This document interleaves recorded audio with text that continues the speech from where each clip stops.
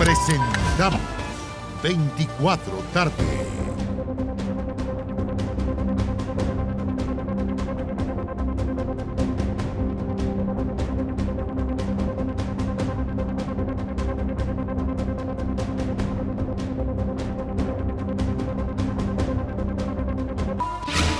Último minuto. Bienvenidos a 24 tarde, es un día clave. Nos vamos de inmediato hasta el Congreso Nacional con Kevin Felgueras. Estamos a puertas de la primera de las dos votaciones que habría en esta jornada para un segundo retiro del 10%. Kevin. Carla, muy buenas tardes. Precisamente en cosa de segundos va a empezar esta primera votación. Tú bien lo decías. ¿Qué es lo que se va a votar? La reforma constitucional impulsada por diputadas y diputados que busca permitir el segundo retiro de fondos de pensiones. Una iniciativa que, recordemos, está impugnada en el Tribunal Constitucional. Ustedes lo ven, este es el ambiente que se vive a esta hora en la sala de sesiones del Senado. Una sala de sesiones que estaba citada en primera instancia hasta las 2 de la tarde, pero ya ha sido prorrogada hasta las 4 para que luego de esta votación se pueda finalmente votar también el proyecto de ley impulsado por el Ejecutivo. La presidenta del Senado, Adriana Muñoz, ya está abriendo la votación. Precisamente recordemos que la votación va a tardar un poco porque hay senadores que están de manera presencial y otros senadores que están de manera telemática, a quienes hay que ir pidiéndole a cada uno su voto de manera explícita, que lo puedan establecer de esa manera. Recordemos, ¿cuántos votos requiere esta reforma constitucional? Son 26 votos favorables, es decir, 3/5 de los senadores en ejercicio para ser aprobada. Esta iniciativa está en segundo trámite constitucional, por lo tanto, si es que es aprobada, en general se pasa al debate, a la votación en particular, y ahí tendríamos más votaciones. ¿Qué pasa si no se logra tener los votos, que es el escenario más probable, entendiendo todos los sondeos que hemos hecho acá en el Congreso Nacional? Que se rechace esta reforma constitucional, pues bien, no se cae, no muere acá el proyecto, sino más bien pasa a una comisión mixta, y en paralelo va a seguir tramitándose el proyecto de ley del Ejecutivo que establece casi en los mismos términos el retiro de fondos de pensiones, a excepción de uno de los nudos más importantes que se ha tenido en las últimas horas, es particularmente el tema del pago de impuestos que establece esta normativa. El proyecto de ley del Ejecutivo es lo que se va a ver más adelante, pero lo que se está viendo ahora y lo que se está argumentando particularmente es sobre la reforma constitucional impulsada por diputadas y diputados. No sé si les parece que pasemos a escuchar lo que está pasando a esta hora en la transmisión televisiva del canal del Senado con la argumentación del senador Alejandro Guillar. Pero también a las clases medias. Y por esa razón se está discutiendo el primer 10%, que no solo salvó a muchas familias momentáneamente, sino que permitió incluso la recuperación de la economía, que el propio gobierno ha mostrado como un gran éxito. En segundo lugar, ahora la crisis se ha alargado, sigue, muchas pymes siguen quebrando por todas partes. Yo estoy en Calama, acá basta salir y ver una ciudad semiparalizada. Esto no está normalizado ni lejos de estarlo, y hay mucho temor e incertidumbre al futuro. Y se presentó nuevamente por el Congreso el mismo proyecto de un segundo 10%. Pero ahora el gobierno se cruza y nos pone otra alternativa que, si alguien lo hubiese leído en su forma original, habría quedado horrorizado por la tremenda injusticia, la enorme cantidad de exigencias que estaba poniendo, incluso más, suponiendo que la clase media no se ve afectada, o porque una persona mantiene su sueldo, que creen que el conjunto de su familia está bien. En realidad aquí la pena va por dentro, la procesión va por dentro. No hay casi familia que no esté afectada hoy en día por todo lo que está ocurriendo con la crisis económica y la pandemia. Por esa razón, me parece profundamente injusto todas esas medidas restrictivas. Pero ahora hay una que es mantener el principio de aplicarle impuestos. Y el argumento es nuevo, es que los ahorros de la familia, cuando uno los retira, tienen que pagar impuestos. Y se habla de que eso es justo. Bueno, quiero decirle que los ricos empiezan por 700.000 pesos hacia arriba, porque en el proyecto viene de impuesto a partir de los 700.000 pesos. La verdad es que no creo que esa gente sea rica exactamente.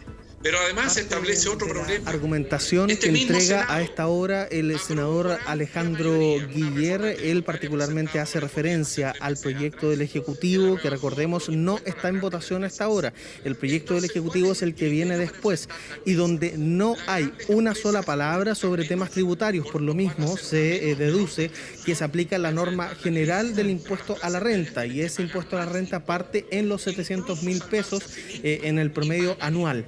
Sigamos hablando un poco del proyecto que sí está en votación, la reforma constitucional impulsada por diputadas y diputados, que particularmente ¿qué establece? Un retiro universal, es decir, sin ninguna traba, nadie queda fuera de este retiro, a diferencia del proyecto del Ejecutivo que ya vamos a hablar más adelante. Además, establece que el pago de las AFP hacia las personas es en una sola cuota, y esta debe pagarse en 15 días según ha establecido la Comisión de Constitución del Senado, 15 días hábiles, es decir, 3 semanas. Además, se establece la posibilidad de un reintegro voluntario, nunca obligatorio, particularmente, y posteriormente podría agregarse algún aspecto de el pago o la retención de a quienes deban pensiones de alimentos. Sí, Carla, te escucho. Sí, me gustaría solo que hablemos un poquitito de las claves cuando veamos la votación. En pocos minutos entendamos qué fue realmente lo que ocurrió cuando se ilumina ahí la pantalla con los distintos votos. Aquí tenemos que mirar con harta atención lo que van a hacer los senadores oficialistas, los senadores de gobierno, ¿no? Porque el gobierno lo que ha buscado es alinear a los suyos. Lo que ha buscado con su propio proyecto es que este proyecto no avance gracias a los votos de Chile Vamos. Todo indica que esos senadores deberían o abstenerse o votar en contra de este proyecto para dejar pasar entonces sí el proyecto del gobierno. Justamente, vamos a poner en pantalla en la cámara de Alfonso Contreras al senador David Sandoval, uno de los votos clave. Ustedes lo están viendo, senador de la UDI, que había anunciado su voto favorable a la iniciativa, a la reforma constitucional. Sin embargo, se pidió de parte del senador Sandoval que se presentara un proyecto del Ejecutivo y él ya ha dicho se va a abstener. Hay otro voto clave que está en otro sector de la Cámara Alta, el senador Juan Castro. Cerca del senador Galilea está Juan Castro, otro voto clave, senador de Renovación Nacional, que también había votado a favor del primer 10%, había manifestado que iba a votar a favor también de este segundo retiro, pero ha ido cambiando su postura, entendiendo que hay un proyecto de ley presentado por el Ejecutivo.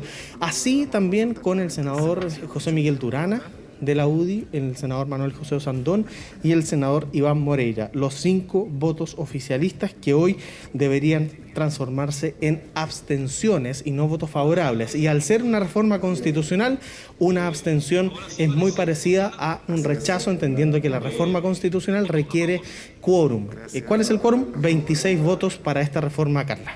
Ya, y eso haría entonces que el proyecto no se caiga, nos contabas tú, pero que sí tenga que volver a ser revisado en una comisión mixta. Estamos hablando de la reforma constitucional que han impulsado los parlamentarios, que al gobierno no le parece, además por el mecanismo, y que el gobierno dice que aunque se cayera en su último trámite, va a seguir adelante con su requerimiento ante el TC, porque lo que busca es que declare inadmisible o ilegal o más estrictamente inconstitucional el que los parlamentarios, a través de reformas transitorias a la Constitución, puedan llevar adelante este tipo de propuestas y de leyes que además dicen de manera indirecta irroga gasto fiscal.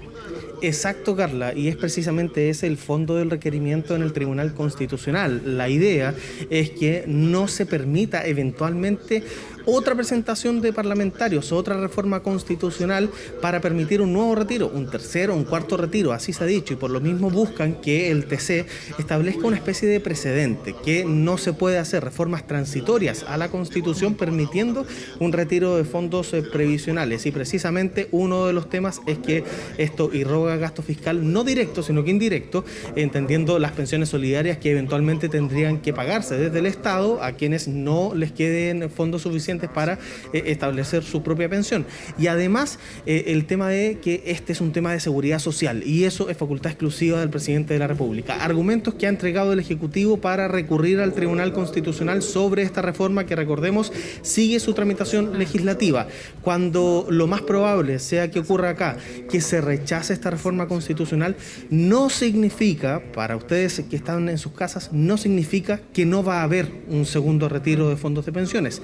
Lo más seguro es que sí lo haya, pero a través de otro mecanismo. Lo importante de esta votación es que finalmente no se va a tener el respaldo del oficialismo para seguir adelante con esta reforma y sí, lo más seguro, existan respaldos desde la oposición para avanzar con el proyecto de ley del presidente de la República, que tiene algunas diferencias. Ojo, en esa votación se requiere un quórum más bajo. Al ser un proyecto de ley, se va a requerir solo de 22 votos favorables. El oficialismo, Carla, tiene 19 votos. Ellos son los senadores del oficialismo y se va a requerir entonces al menos 3 votos de la oposición para aprobar el proyecto de ley del Ejecutivo. Acá se sigue la votación, Carla, sí. Sí, ahora, ya, supongamos que ese es el escenario, que ahora no estén los votos para aprobar esta reforma constitucional que han propuesto los diputados, eso va a volver a comisión mixta, dejemos eso en un carril. Después va a venir la votación del proyecto del Ejecutivo, del Gobierno, y supongamos que ese proyecto avanza. ¿Hay posibilidades de que aquellas cosas que no están claras se vuelvan a discutir? Por ejemplo, el tema de los impuestos. Tú dices que el proyecto no se refiere directamente al pago de impuestos, pero que se presupone que corre la regla general. Por lo tanto, impuesto a la renta y por lo tanto aquellos que hicieran el retiro, desde personas que tienen rentas de 700.000 hacia arriba, tuvieran que pagar un impuesto por ese retiro. Y hay otro tema que también es bien relevante, que es el de las pensiones de alimentos. Entiendo que no está recogido este aspecto y no sé si quedan instancias para afinar esos dos detalles, porque son proyectos en todo lo demás casi gemelos. Tal cual. Quedan instancias, Carla. El proyecto de ley enviado por el Ejecutivo que tiene estos dos reparos, podríamos decir. El tema impositivo y también el tema de la retención obligatoria para aquellos deudores de pensiones de alimentos pueden verse en el segundo trámite constitucional. Aquí se está cumpliendo recién la primera etapa legislativa de este proyecto de ley. No estamos hablando de la reforma, estamos hablando del proyecto enviado por el Gobierno. Particularmente de aprobarse aquí en todos los términos que aprobó la Comisiones Unidas de Hacienda y Trabajo, pasa a su segundo trámite constitucional a la Cámara de Diputadas y Diputados. ¿Ahí qué va a pasar? La Comisión de Constitución, lo más seguro, es que tome este proyecto de ley o bien se unan varias comisiones para analizar este proyecto de ley y le puedan hacer algunas modificaciones. Ahí, por ejemplo, se puede establecer que quienes paguen impuestos sean quienes tengan rentas superiores a 2,5 millones o 3 millones de pesos. Eso podría pasar. También claro, se podría establecer en este proyecto de ley que se retenga obligatoriamente a quienes deban pensiones de alimentos. Eso puede pasar en el debate legislativo. ¿Cuál es el único tema con eso? Que podría demorar un poco la tramitación legislativa, y aquí lo que está esperando la gente en sus casas es que se pueda retirar el segundo 10% y tener la platita para Navidad. Y es esos plazos con los que está corriendo en contra el Congreso Nacional, porque además saliendo del Congreso hay unos trámites administrativos que se tienen que hacer: la toma de razón de la Contraloría, la promulgación del presidente de la República y la publicación en el Diario Oficial para que esto entre en vigencia. Sí, es interesante esto, porque tú dices la gente espera que el retiro esté para Navidad. La verdad es que esta fue una promesa y expectativas que generaron los propios parlamentarios. Los diputados que impulsan el proyecto hablaron desde el comienzo de que esto estuviera para Navidad y hoy día por eso están como contra el tiempo en una meta autoimpuesta, por así decirlo, sin prever todo lo que iba a pasar, que iba a aparecer este otro proyecto por parte del Ejecutivo, etcétera. Pero no es una expectativa de la gente, es en realidad una promesa que algunos tildarán de populistas y otros de realistas que hicieron los propios parlamentarios. Ahora, Kevin, respecto de los impuestos, me parece a mí que puede ser una de las grandes discusiones si es que prospera el proyecto del gobierno, pensando en que hay mucha gente que incluso nos escribe a esta hora diciéndonos, oye, alguien que gana 700.000 pesos, 800.000 pesos, que tiene 2 hijos, que paga universidad o que paga colegio, salud, etcétera, o que no paga nada de eso, pero paga un dividendo, un arriendo, no tiene tanto dinero y puede efectivamente a lo mejor requerir de una ayuda mayor sin impuestos. Yo me imagino que esa discusión se va a tener que dar en el Parlamento porque ahí lo decía el senador Guillé, decía aquí se considera a los que ganan 700 lucas en buen chileno y más, ricos, y evidentemente ese tramo de la población no es rica, es la gran clase media, ¿no?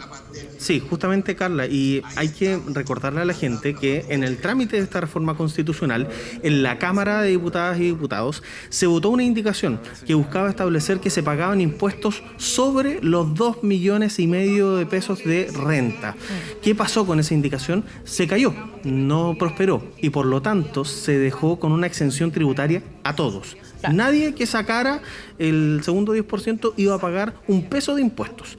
Y eso es lo que a muchos, no solo en el Ejecutivo, a muchos en la oposición también, no les gusta. Ellos pretenden, acá los parlamentarios, que sí, las altas rentas, no altas rentas como se ha dicho en el debate. 700.000 pesos no es una alta renta, pero sí, sobre 3 millones, por ejemplo, sí paguen impuestos. Allí, esas altas rentas se podría conversar. Todavía hay un espacio, una ventana, lo conversábamos mucho fuera de micrófonos con senadores oficialistas, con el mismo gobierno, y dicen, todavía hay un espacio, pero primero salgamos de esta votación, veamos qué pasa con el proyecto de ley, veamos qué pasa con la reforma constitucional. Se sigue votando, recordemos, yo le decía al principio de este despacho que hay una sesión que es mixta, telemática y presencial, y por lo tanto se le consulta a cada uno de los senadores cuál es su voto, y los que están de manera telemática, algunos están haciendo uso de algún par de minutos que les quedaba para poder argumentar su votación. Pero eso es lo que está pasando ahora. Se está votando la reforma constitucional impulsada por los diputados, que llegó acá al Congreso, ha sido impugnada en el TC, y que, por cierto, les insistimos, si es que no se alcanzan los votos, no es que muera este tema, no es que no haya un segundo retiro, sino que al contrario, el tema sigue, pero por otras vías. Esta reforma sería una comisión mixta, y lo que sigue acá en la sesión es tramitar o debatir el proyecto de ley enviado por el gobierno. Kevin, sí, hoy día la senadora Allende, entiendo, propuso el que se fusionaran ambos proyectos, también pensando en los tiempos legislativos y en que ya se parecen tanto que habría simplemente que afinar algunos puntos. Eso no prosperó finalmente en el Senado, ¿no? No, de ninguna manera, Carla, y es no solo por el origen, sino que porque tienen algunas diferencias que, claro, los hace ser casi primos hermanos, podríamos decir, pero no son gemelos. Por ejemplo, el tema de en cuántas cuotas se paga el segundo retiro. La reforma constitucional de los diputados establece que es un plazo de 15 días en una sola cuota. El proyecto del Ejecutivo establece que la primera cuota, van a ser 2. La primera se paga a los 15 días de solicitado el segundo retiro, y la segunda cuota se paga 15 días después de que uno recibe esa primera cuota, que es una diferencia para muchos fundamental. Recordemos los dichos del Banco Central en esta discusión, que no se iba a poder pagar el segundo 10% si se establecía un plazo de 15 días, de 10 días para un pago de una única cuota. Y allí es donde los senadores se hacen cargo de esta situación y proponen entonces 2 cuotas. Y por lo mismo, ante la solicitud de la senadora Isabel Allende, finalmente no prosperó, no se dio la unanimidad, y los proyectos siguen por carriles paralelos. Además, recordemos que la reforma constitucional está en un segundo trámite constitucional, ya pasó por la Cámara, pero el proyecto de ley nació acá. El Senado es la Cámara de origen, y por lo tanto tiene todavía que ir a su revisión a la Cámara de Diputadas y Diputados, eventualmente volver al Senado si es que se le hace alguna modificación, y recién allí salir del Congreso. Kevin, si prospera el del gobierno y va avanzando, en algún momento tiene que volver a la Cámara de Diputados, a la sala, ¿podrían ahí haber más escollos, más problemas? Porque la relación del gobierno con el Senado ha sido más fluida durante estos años que con la Cámara de Diputados, que está bastante más atomizada en el sentido de que no hay fuerzas a lo mejor tan unificadas, ¿no? Tenemos muchas más individualidades o partidos más pequeños, etcétera. ¿Podría haber ahí un escollo mayor para que el gobierno recibiera la venia a su proyecto? De hecho, Carla, es principalmente el problema que tiene el Ejecutivo, es el trato con la Cámara de Diputadas y Diputados. Particularmente complica cuando tiene que haber un trato o negociaciones con 155 parlamentarios, con colectividades que son muy pequeñas, con colectividades nuevas. Se acaba de terminar la votación, Carla, faltan 1 o 2 minutos en donde el secretario del Senado, Raúl Guzmán, establece el conteo de todos los votos, entendiendo que no hay un sistema unificado digital para para cada una de las votaciones. El secretario del Senado lo que tiene que hacer es contar cada uno de los votos y posteriormente dar el resultado de la votación. Recordemos, si no se logran los 26 votos favorables, este proyecto debería inmediatamente pasar a una comisión mixta. Absoluto silencio, Carla, acá en la sala del Senado. Ya, quedémonos a lo mejor un poquitito con el ambiente, a ver qué es lo que ocurre con este balance ya de la votación, a ver si es que logra avanzar. Estamos hablando de la reforma constitucional que busca posibilitar este segundo retiro del 10% que ha sido impulsada por los parlamentarios. Este no es el proyecto del gobierno, ese se vota más tarde. Así es, y ustedes lo ven, está el ministro de Hacienda, el titular de la SECPRES, el subsecretario de la SECPRES y los parlamentarios muy atentos a el resultado de esta votación. Hay que cantar primero la votación, después vuelve a la pantalla.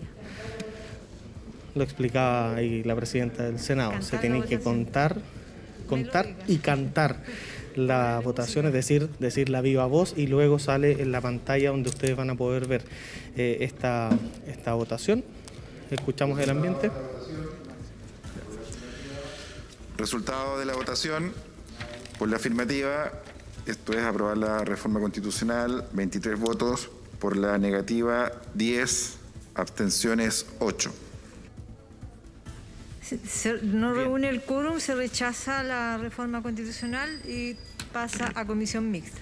Bien, el escenario que les habíamos dicho desde la jornada de ayer, 23 votos favorables, no se alcanza el quórum de esta votación. La reforma constitucional impulsada por diputadas y diputados, que venía de la Cámara Baja, finalmente no logra el quórum en el Senado, pasa a una comisión mixta y por lo tanto aquí lo que se va a hacer ahora es discutir el proyecto del gobierno que sí podría avanzar en los trámites legislativos. Carla, se rechaza finalmente esta reforma constitucional en la Cámara Alta, se va a una mixta y ahora empieza la discusión del proyecto de ley enviado por el presidente Sebastián Piñera. Sí, digamos que en el juego político y en la estrategia el gobierno logra su estrategia, que era alinear a los suyos y con eso entonces desactivar la posibilidad de que parlamentarios de Chile Vamos fueran aprobando esta iniciativa que ha emanado desde la Cámara de Diputados y que es esta reforma transitoria a la Constitución. El gobierno ha logrado desactivar a esos parlamentarios que habían dicho públicamente que comprometían su voto a favor, pero que cuando aparece este otro proyecto del gobierno ponen una serie de condiciones, se logra asemejar bastante ese proyecto a este que se estaba votando en sala y eso hace que los parlamentarios finalmente se cuadren con su propio gobierno. Carla, solamente establecer algo. La oposición en el Senado tiene 24 parlamentarios, si juntamos a los independientes pro centro izquierda. Sin embargo, recordemos que el senador Alejandro Navarro está con una condición de salud bien complicada y por lo tanto él no votó durante esta jornada y por eso se alcanzan solo 23 y no 24 votos, que es usualmente lo que se ha alcanzado en votaciones donde toda la centro izquierda está cuadrada. Y bien tú lo decías, hubo 8 abstenciones, si es que no vi mal la pizarra, 8 abstenciones. Eran 5 las que nosotros habíamos contado, hubo más parlamentarios definitivamente de Chile Vamos que se abstuvieron y no rechazaron esta reforma constitucional, entendiendo cuál es el ánimo particularmente en torno a el segundo retiro de fondos de pensiones. Bien, Kevin, lo que viene entonces, y lo decía ahí la presidenta del Senado, para esta iniciativa es volver a una comisión mixta. Así es, esta iniciativa de la reforma constitucional va a una comisión mixta mientras, recordemos, el Tribunal Constitucional analiza el requerimiento del gobierno. Claro. Y puede declarar en cualquier momento de la tramitación que este proyecto es inconstitucional. Al declararse eso desde el Tribunal Constitucional, el proyecto se archiva. ¿Qué pasa si es que el TC dice que el proyecto es perfectamente constitucional? La iniciativa puede continuar su tramitación legislativa, pero ahí entran a correr otras situaciones. Por ejemplo, si el Congreso despachara esa reforma, habiéndose acogido a la determinación del TC, el presidente de la República puede interponer un veto presidencial. Pero eso ya son escenarios mucho más adelante. Ahora se empieza a discutir recién, la sesión, recordemos, dura hasta las 4 de la tarde, se discute ahora entonces el proyecto del gobierno que tiene varios cambios, que establece 2 cuotas para el pago, no hay un reintegro obligatorio, pero pero está este punto, el tema de los impuestos. No dice una sola palabra con respecto a materias tributarias y por lo tanto se aplicaría la norma general del impuesto a la renta, pagándose impuestos desde los 700.000 pesos de renta hacia arriba, algo que podría modificarse en la Cámara de Diputadas y Diputados si es que este proyecto alcanza el quórum, que son 22 votos favorables. Si no lo alcanza, el gobierno puede insistir a través de una insistencia en la Cámara Baja. Carla, nosotros vamos a cambiar el punto de transmisión para ver si es que tenemos algunas reacciones en el hall del Senado, no sé si te parece. Perfecto, Kevin, dejamos que te desplaces, que te muevas, estamos también bien atentos a las reacciones que genera esta noticia de último minuto, porque finalmente el Senado ha rechazado esta reforma constitucional a través de la cual los parlamentarios, en un proyecto emanado desde la Cámara de Diputados, buscan posibilitar este segundo retiro del 10%. Tuvo esta iniciativa 23 votos a favor, 10 en contra y 8 abstenciones, lo que no logra el quórum que se requería para que esta reforma fuera aprobada por el Senado. No se cae el proyecto y eso es bien importante. Ahora se va a ir a una comisión mixta donde va a haber parlamentarios de ambas cámaras y ahí se va a seguir discutiendo en un nuevo trámite parlamentario y al mismo tiempo este es el proyecto que está esperando un dictamen por parte del Tribunal Constitucional porque, como sabemos, el gobierno recurrió con una reserva de constitucionalidad. Dicen que los parlamentarios no tienen la facultad de impulsar una reforma transitoria de este tipo para hacer un cambio a la Constitución y para permitir que se saquen los fondos previsionales que tienen otros fines. Además dicen que esta reforma o este retiro significa gastos y todo lo que signifique gastos, sabemos, debería correr por iniciativa del presidente. Lo discuten los parlamentarios. Va a ir ambas cámaras de manera bien inédita, de manera conjunta, a defender el mecanismo, a defender que a través de estas reformas transitorias sí se pueden hacer cambios a la Constitución. Y esa es una batalla, si uno quiere, o un conflicto jurídico, legal, que se va a dar en paralelo a que este proyecto siga avanzando.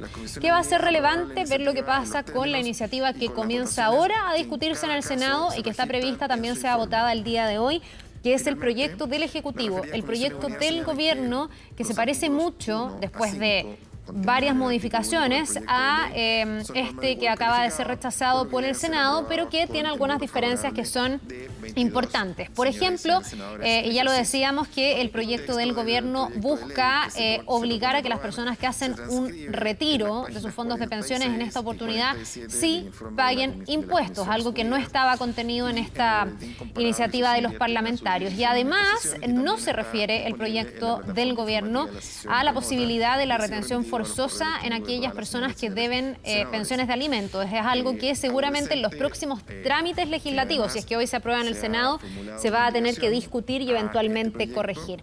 Vamos con Poirot Escobedo, que está en otro punto también del Congreso. Estamos a la espera de las reacciones, Poirot, de lo que ha significado ya este rechazo a esta reforma constitucional para un segundo retiro del 10% impulsada por los diputados y que hoy día en el Senado no logra el quórum para tener luz verde. A ver si nos puedes contar cuál es el ambiente que se vive ahí en el Congreso. Sí, ¿qué tal, Carla? Muy buenas tardes. Bueno, no se logra este quórum, son 23 votos favorables, no fue suficiente para que avanzara y ya se dan las primeras reacciones acá en el Senado. Escuchábamos a Kevin Felgueras desde las tribunas, nos trasladamos en este momento al hall del Senado, en donde el presidente de la Comisión de Constitución, el senador del Partido Socialista, Alfonso Durresti, nos va a comentar en definitiva qué le parece este resultado, toda vez que ya hay un proyecto del Ejecutivo que también tendrá que ser discutido. Senador, muy buenas tardes. Bueno, preguntarle nuevamente si es que lo deja satisfecho o no este resultado, considerando que usted ya había anticipado que no daba lo mismo qué proyecto se aprobaba en esta corporación. Lamentamos esta votación y lamentamos que el gobierno insista en confundir, en enredar la situación. Este es un proyecto tramitado adecuadamente, 130 votos en la Cámara de Diputados, audiencias en la Comisión de Constitución, reunión con expertos, presidente del Banco Central, 3-2 en la comisión y hoy día en la sala. Un proyecto que precisamente permitía en el corto plazo, ahora, poder votar y poder tener este retiro efectivo. De la misma manera como lo hicimos en el primer retiro. Esa es una situación para ayudar ahora ya. sin pequeñas ventajas, sin tratar de confundir, sin letra chica, un retiro. Yo lamento tremendamente que el gobierno enrede, complique esta situación y lo dilate, porque el proyecto del gobierno hay que volver a la Cámara de Diputados, volver a hacer tramitación, volver a dilatar y mantener abierto una discusión que claramente está zanjada. Y esto es incomprensible. Si el gobierno dice que son los mismos proyectos, que son los mismos montos, que son las mismas razones, yo le pido derechamente al gobierno que se ponga del lado de los millones de chilenos que esperan su segundo retiro y no desde la AFP. Senador, con este resultado, ¿la oposición va a apoyar el segundo retiro que propone el Ejecutivo? Porque es la alternativa que va quedando en esta votación. Vamos a revisar los antecedentes. Esto se ha tramitado con bastante premura. No lo hemos conocido en la sala. Vamos a ver cuál es el contenido y vamos a velar porque a los chilenos y chilenas se les pague efectivamente ese 10%. Esto no admite mayor dilación y el gobierno no puede tratar de resolver sus problemas a costa del Parlamento. Y en eso hay que ser claro y preciso. Aquí lo que es importante es el pago, es la contribución y el retiro que tienen que tener los chilenos y no que el gobierno trate de cambiar su correlación de fuerza o convencer o no a sus parlamentarios. Hay una mayoría social y política que quería efectivamente este cambio. Yo valoro que hayan habido una buena cantidad de abstenciones. Ojalá eso se traduzca en una mayoría para tener estos cambios y tener este retiro. Bien. Se le pregunta ahora en este momento al senador sobre el trabajo de la comisión mixta de este proyecto que no logra ser despachado. Prontamente vamos a tener reacciones del oficialismo. Escuchemos las últimas palabras del senador y también como presidente de esa comisión mixta seguir la discusión. Lo mismo que hicimos respecto al primer retiro. Aquí no puede haber excusa y no puede haber un atajo del gobierno creyendo que a través de la presentación al Tribunal Constitucional no vamos a seguir discutiendo. Se ha discutido, se ha conversado y este proyecto ha tenido toda una tramitación. Además, yo le pido al gobierno que sea consistente. Hoy día recurre al Tribunal Constitucional y con el primer retiro no lo hizo. La misma situación, la misma norma. Eso claramente es tremendamente contradictorio. Seguiremos adelante, haremos la comisión mixta y velaremos porque todos los chilenos que tienen derecho puedan ejercer el segundo retiro. Bien, agradecemos al senador Alfonso Urresti del Partido Socialista. Se acerca al podio el senador de la UDI, Iván Moreira, quien había señalado anteriormente que no iba a respaldar este proyecto, se abstuvo, concretó eso, toda vez que hubo una serie de cambios en las últimas horas que definieron la suerte de esta reforma constitucional. Senador, muy buenas tardes. Bueno, ¿qué le parece este resultado y también cómo debiese avanzar el Senado en cuanto al segundo retiro del 10%? Cuando se vota en el Senado no se puede votar por capricho. Si el gobierno no se escuchó y escuchó a la oposición y cambió su proyecto original y lo hizo más asequible a la gente, me obliga a tener que elegir entre el proyecto de Pamela Giles y el proyecto del gobierno. Por eso que como una señal pública yo solamente me voy a abstener, me he abstenido en este proyecto y voy a votar favorablemente el proyecto del gobierno. Pero lo más importante, hoy se aprueba en este Congreso el retiro del 10%, pero nadie gana. No gana el gobierno, no gana la oposición, no gana Chile Vamos y no gana la gente. No gana la gente porque tiene que usar sus propios recursos, porque la gente se empobrece y tiene que buscar en sus fondos previsionales un camino para poder solventar los gastos de una pandemia maldita. Sí, este proyecto de ley que se va a aprobar en algunos minutos más, que es el proyecto de gobierno, que cuenta con los votos del gobierno y de la oposición, es un camino para alcanzar un fin. Pero nadie hoy día puede ser autocomplaciente de una situación de esta naturaleza. No se trata que el de la Cámara de Diputados o el del gobierno sean unos u otros mejores. Se trata que resuelven un problema. Mientras hoy día el proyecto en la Cámara de Diputados está en el Tribunal Constitucional y eso va a tener una demora inmensa, hoy día tenemos el otro proyecto, que es el proyecto del gobierno, que ha sido corregido por una necesidad imperiosa que se pueda aprobar con consejos tanto de la oposición como de Chile Vamos, y finalmente ese proyecto se corrige. Senador, ¿recibió algún tipo de presión por parte Se le pregunta en este momento al senador Iván Moreira si recibió algún tipo de presión para cambiar su decisión del apruebo a la abstención. A las presiones. Siempre las he tenido, pero nunca he dejado de votar con convicción. Y quiero señalarle de que sí que tengo autoridad hoy día, sin ser autorreferente, que si el primer proyecto de 10% no hubiese tenido mi voto, ese proyecto no hubiese triunfado. El primer proyecto se aprobó gracias a la decisión que tomé yo. Hoy día no tenía la decisión, porque era un voto más. Por eso que más allá de los autores de las propuestas, lo importante es lo que los chilenos demandan. Muy simple. En diciembre van a tener su segundo retiro del 10%, y yo espero que en la Cámara de Diputados no busquen subterfugios para dilatarlo, porque ellos serán los responsables si ese proyecto no sale adelante.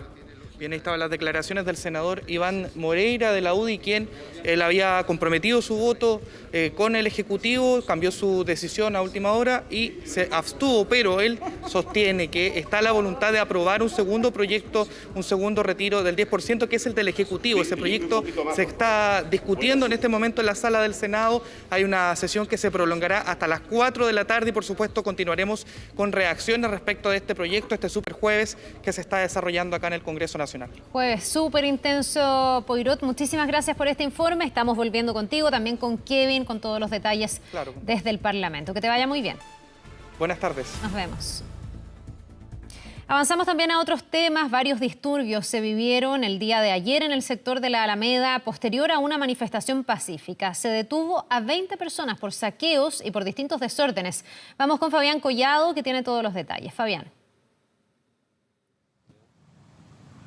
Muy buenas tardes, Carla, y todo esto estaba fundamentalmente por el Día Internacional en contra de la Violencia de Género. Se habían organizado algunas manifestaciones fundamentalmente en la Alameda, en el centro de Santiago, en dirección hacia el Palacio de Gobierno, en dirección desde el Metro Universidad de Chile. Se había organizado de manera bastante pacífica todo esto, pero cuando subió de tono, ustedes ven las turbas, derechamente, que llegaron a saquear uno local comercial, por ejemplo la tienda París, que está ubicado en San Antonio con la Alameda. Esto generó incluso que estos delincuentes ingresaran hasta las bodegas donde se estaban llevando diferentes especies. Estamos hablando de hasta televisores, electrodomésticos, microondas, además perfumes.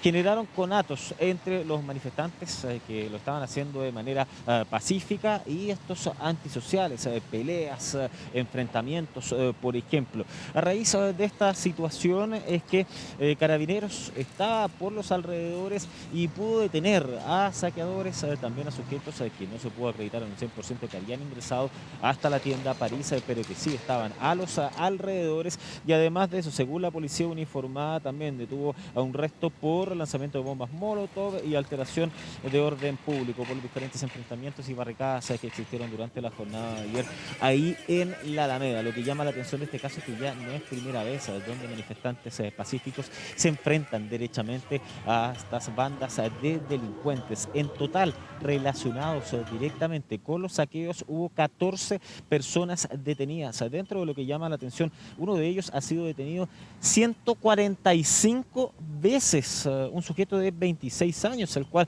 se encontraba saqueando perfumes desde esta tienda París. Además de eso, había un menor de 17 años con 5 detenciones ya en su historial delictual, el cual estaba subiendo en el Cerro Santa Lucía con un televisor de varias pulgadas y que fue sorprendido en ese contexto. De todas maneras, es algo que ha preocupado al gobierno, al Ministerio del Interior, también a las policías, porque con que las manifestaciones se hayan desplazado más en dirección hacia el poniente, más en dirección hacia el Palacio de Gobierno, lamentablemente ha sido propicio para que bandas de delincuentes se aprovechen, ya que hay mayor cantidad de locales comerciales en comparación a Plaza Baquedano, como eran el epicentro de todas las reuniones de carácter social desde el inicio del estallido el pasado 18 de octubre del 2019. Entonces, 14 sujetos los cuales están detenidos, en su mayoría relacionados con estos saqueos que ocurrieron en la tienda París de la Alameda, y de todas maneras van a tener que enfrentar a la justicia durante las próximas horas. Durante esta mañana, el ministro del Interior, en conjunto con el general director de Carabineros, estuvieron entregando mayores antecedentes, y lo que dijo Rodrigo Delgado es que esta no les va a salir gratis, que es delincuencia pura lo que ustedes están viendo en las imágenes relacionadas fundamentalmente con los saqueos a la tienda París. Vamos a revisar algunas declaraciones que pudimos obtener durante esta mañana. Ayer hubo una manifestación de mujeres, de familias, con respecto a la violencia contra la mujer, la cual también, por supuesto, adherimos, apoyamos desde el gobierno. Muy distinto es lo que ocurrió a algunas cuadras de ahí con algunos cientos de delincuentes, que no los moviliza ninguna causa, no los moviliza ninguna idea, no los moviliza ninguna demanda social. Lo que vimos ayer fue delincuencia pura y dura. 17 detenidos, de ellos detenidos por receptación, por saqueos, por lanzamiento de elementos incendiarios y por otros delitos, ¿cierto?, que son materia investigativa por parte de OS9 y el Ministerio Público, que van a ir dando cuenta de articular estos grupos que solamente generan daño.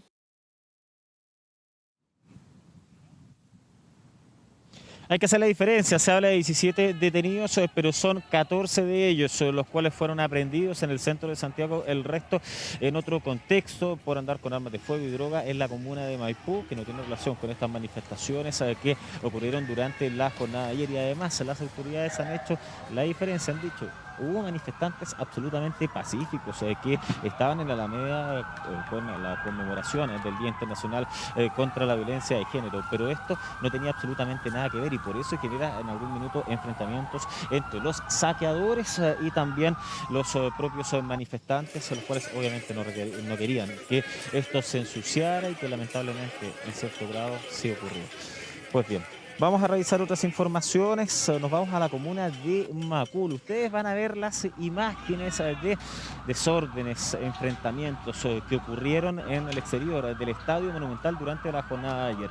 Está jugando el encuentro Colo-Colo versus Curicó Unido. El último ganó 2-0 y dejó hundido la tabla de posiciones como colista al equipo albo. Ya había reuniones por parte de diferentes hinchas de Colo-Colo para estar esperando en el exterior el encuentro, y fíjense que ya la semana pasada había existido este tipo de desorden, según lo que denuncia el alcalde de Macul. Incluso habían ingresado a robar hasta una casa y que no había casi ninguna coordinación con la intendencia, con Carabineros. En definitiva, se contactó con ellos para que esto no pasara a mayores, y lamentablemente sí lo fue. Ustedes ven imágenes de una pateadura que recibió un inspector municipal, y esto no es el punto más álgido, sino que otro inspector de la municipalidad de Macul fue apuñalado por un grupo de sujetos en medio de estos desórdenes que estaban ocurriendo tanto por la avenida Maratón, por la avenida Departamental. ¿Qué es lo que decía Gonzalo Montoya, alcalde de Macul? Que no funcionó esta coordinación derechamente, que se va a querellar en contra de quienes resulten responsables, y afortunadamente se encuentran fuera de riesgo vital estos dos funcionarios de la municipalidad, los cuales estaban prestando alguna colaboración en las inmediaciones del Estadio Monumental, y que lamentablemente tuvieron que ser derivados hasta el SAPU Santa Julia debido a la gravedad de sus heridas. Lo que está requiriendo el alcalde, un copamiento del exterior del Estadio Monumental, e incluso que se consideran derechamente partidos de alto riesgo. Por ejemplo, no está haciendo así. ¿Por qué? Porque al interior del Estadio Monumental no pueden ingresar hinchas, pese a que ayer de igual manera la denuncia es que intentaron hacerlo algunos fanáticos del equipo albo. Vamos a revisar la denuncia que realiza el alcalde de Macul a continuación. Nosotros teníamos un grupo de inspectores que se encontraban en una plaza, precisamente revisando todo lo que era el exterior del lugar, y obviamente para acompañar a nuestros vecinos. Y una turba que al momento de arrancar de Carabineros agrede a 2 de nuestros inspectores, siendo uno de ellos apuñalado y el otro quedó policontuso producto de golpes y patadas que recibió nuestro inspector. Esto, aparte de condenarlo, nos parece un hecho gravísimo. No es primera vez que ocurre. La semana pasada en el mismo lugar tuvimos incidentes, incluso un grupo de hinchas ingresó al interior de un inmueble.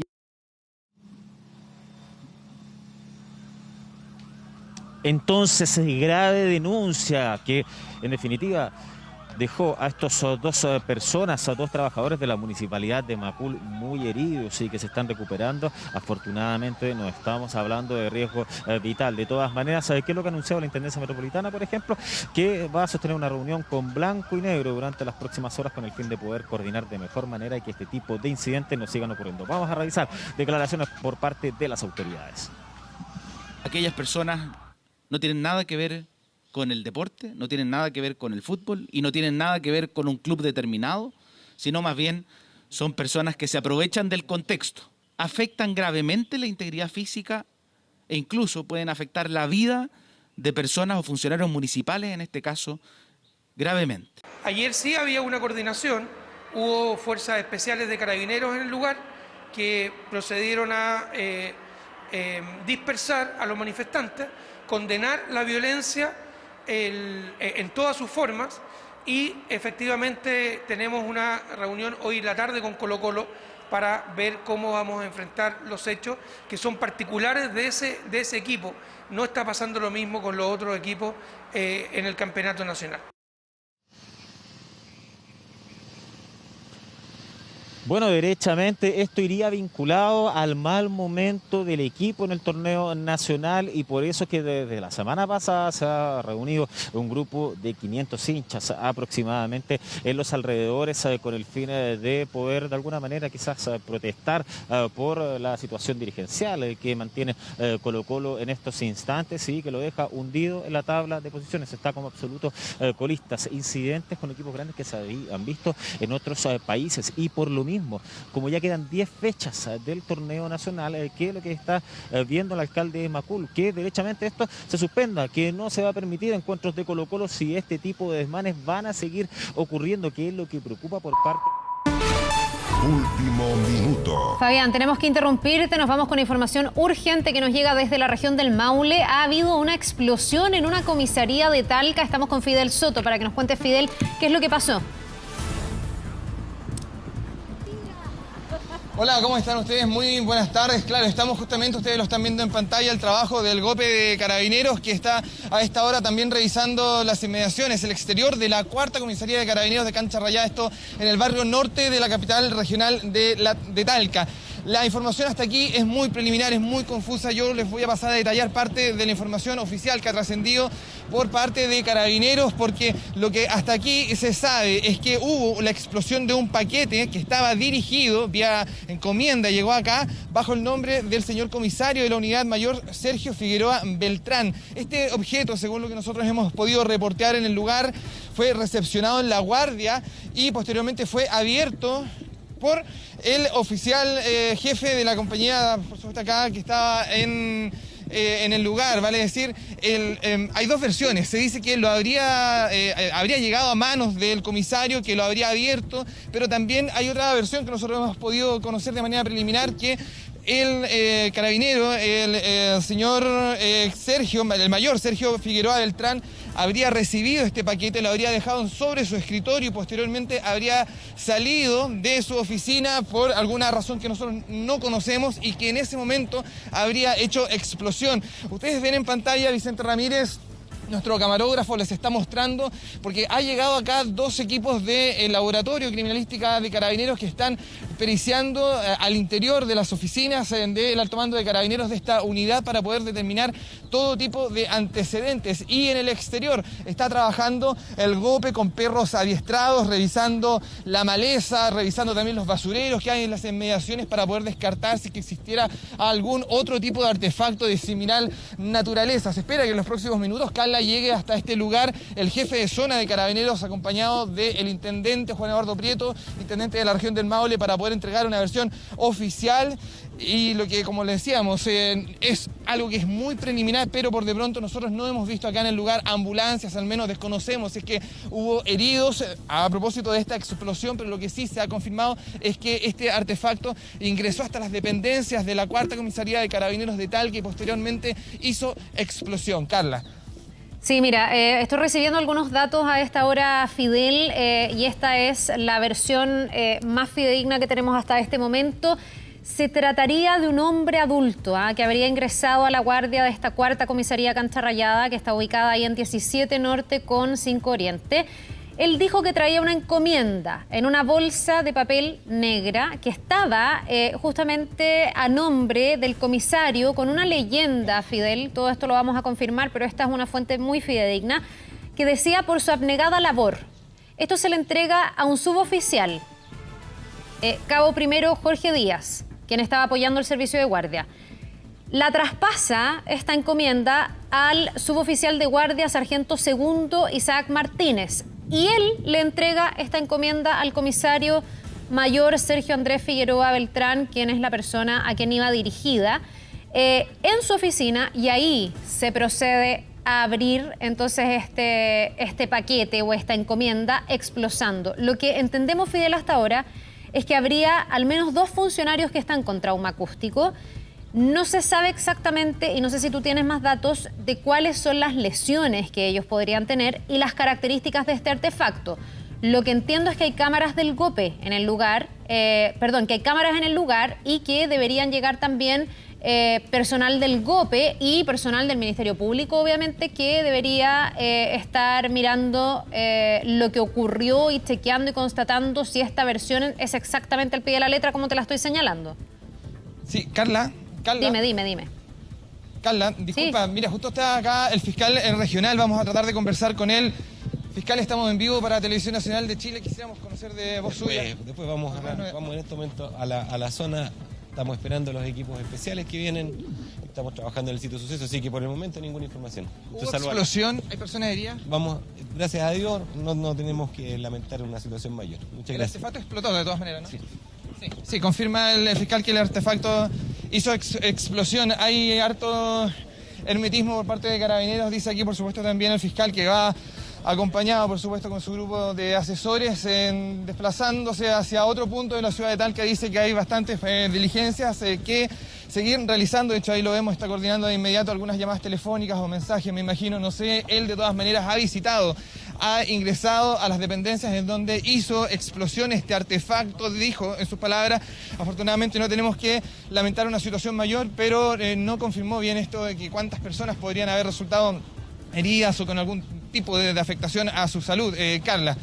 Sí, vamos a ver qué es lo que se puede chequear ahí en el lugar, cuáles son las características además de este paquete y qué quedó registrado en las cámaras, Fidel, porque eso podría ser súper clave para la investigación que se va a tener que hacer sobre la forma en que se dan estos hechos. Tú decías que habían además distintas versiones, por lo tanto las cámaras van a ser bien reveladoras de en qué circunstancias, cómo y cuándo se abre este paquete y cuándo este paquete efectivamente termina con esta explosión.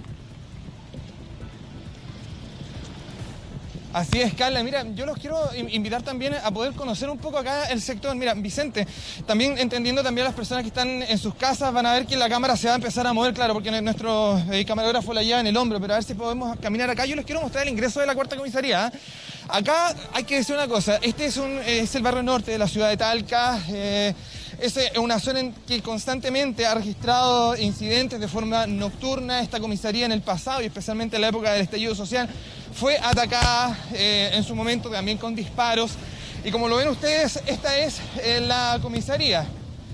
Aquí el ingreso, naturalmente, como cualquier comisaría, puede ser bastante sencillo. Permiso, miren, yo les voy a mostrar. Ahí está, por supuesto, la placa. Ahora vemos también un carabinero que está aquí de guardia. Y seguramente esa persona que llegó probablemente hizo este mismo trayecto, pasó por acá, abrió y se acercó inmediatamente a la guardia, en donde hay apenas un grupo de carabineros allí. Y por lo que se puede apreciar, hay algo de trabajo. Mira, Vicente, por la ventana naturalmente se puede apreciar algo. Estamos a la espera, Carla, que pueda llegar en los próximos minutos el intendente de la región del Maule, Juan Eduardo Prieto, en compañía de el jefe general de zona, quien va a entregar la versión oficial dentro de los próximos minutos respecto de este artefacto explosivo que hizo, ¿no?, lo suyo aquí en la Cuarta Comisaría de Carabineros de Talca. Bien, Fidel, vamos a estar volviendo entonces contigo para saber exactamente cuál es la información que se ha recabado hasta este momento y conocer detalles de cómo este paquete llega, qué características tenía, cuál es la situación también del carabinero a quien iba dirigido y que lo termina abriendo. Así que estamos muy atentos, volviendo contigo en cualquier momento. Es la 1 de la tarde con 53 minutos. Nos vamos a ir a una pausa y seguimos de inmediato con 24 tarde.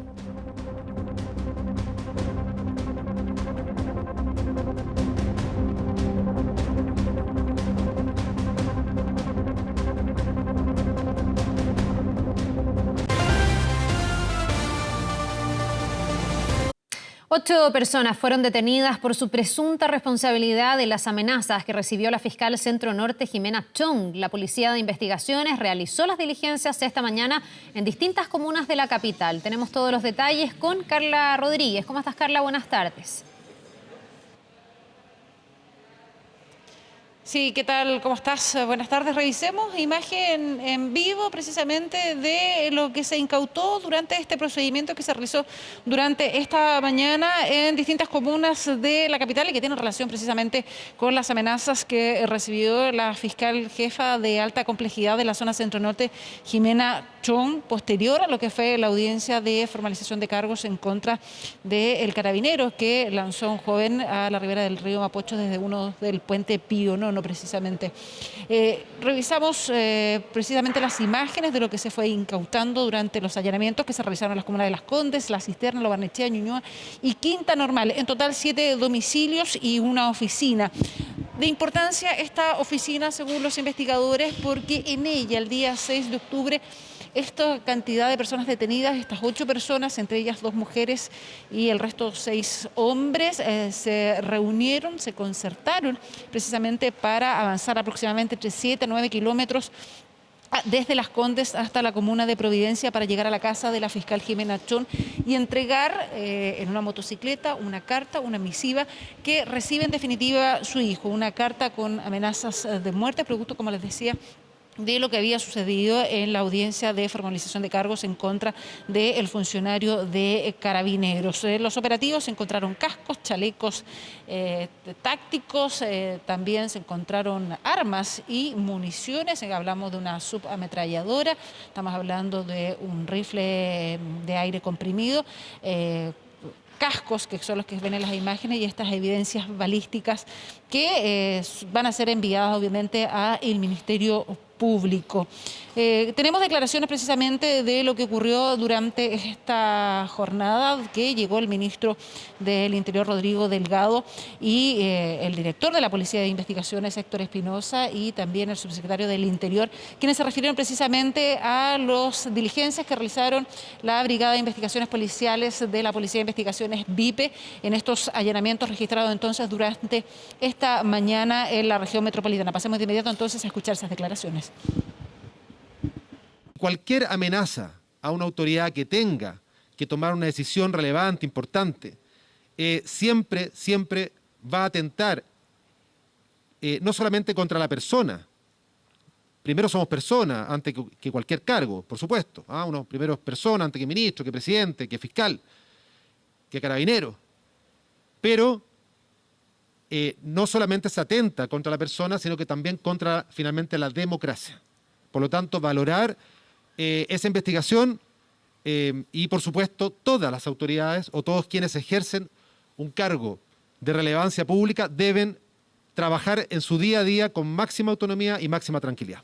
Queremos ser muy claros en que vamos a investigar todos los delitos que ocurran en este país. Estamos trabajando absolutamente coordinados con el Ministerio Público y queremos señalar que cualquier persona en este país que se sienta amenazada por cumplir con su deber va a tener el apoyo de esta policía para ser investigado hasta las últimas consecuencias. Ustedes pueden ver aquí que hay equipamiento que usaban estas personas, es un grupo organizado que tenía por fin amedrentar y impedir que las autoridades cumplieran con su rol.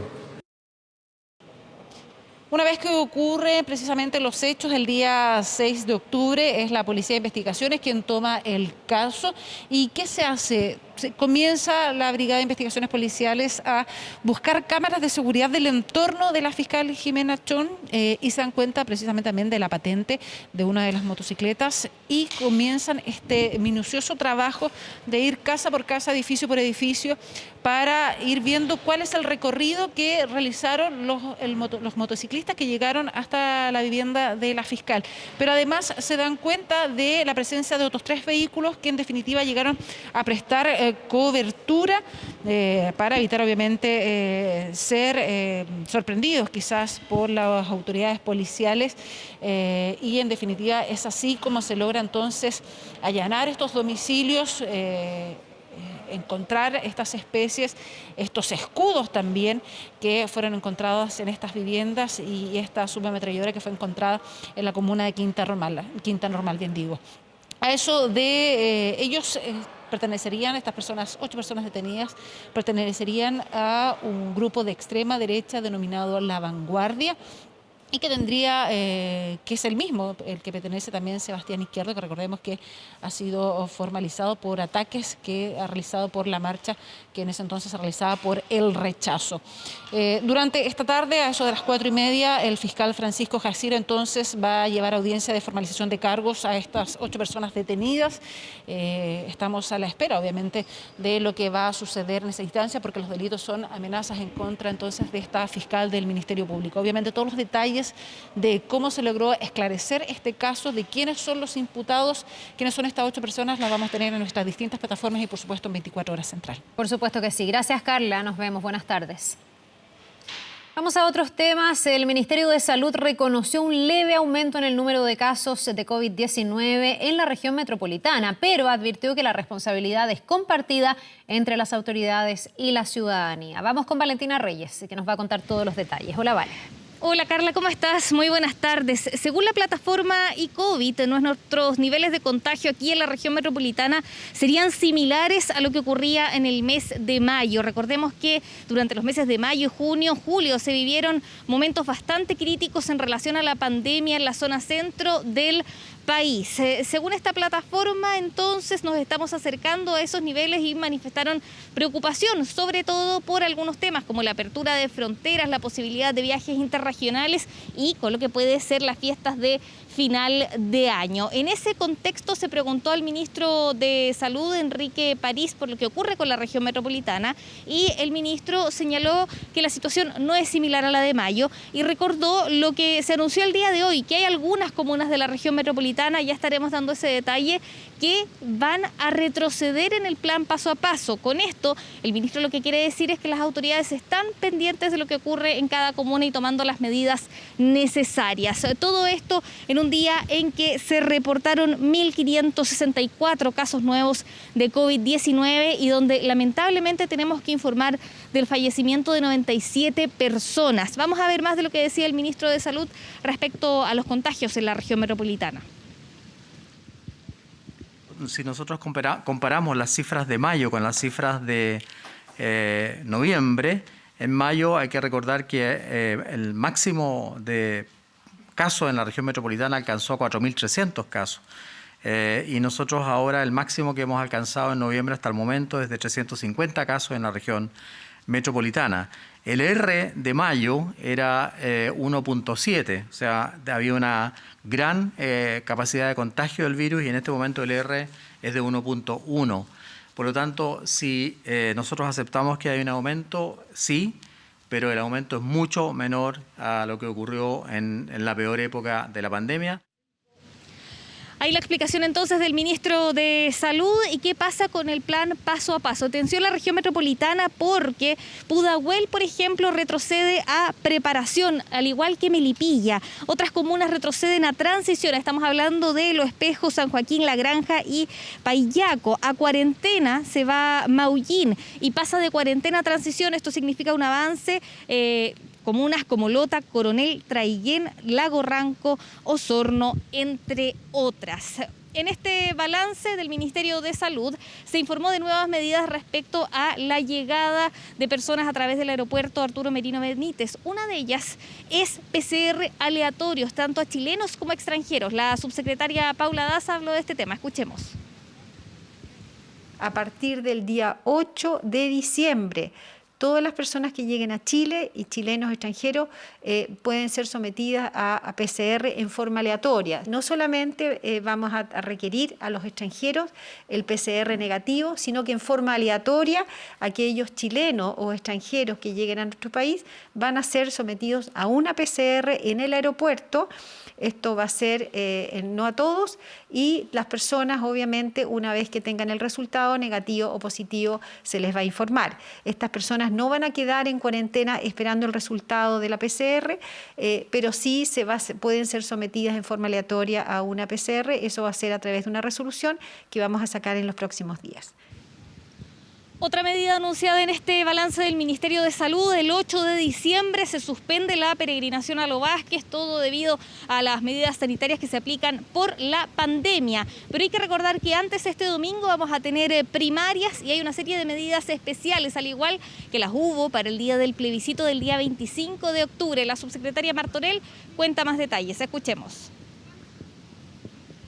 Quisiera recordar que todas las personas pueden asistir a esta elección sin importar el paso en que se encuentre su comuna, portando solamente su carnet de identidad.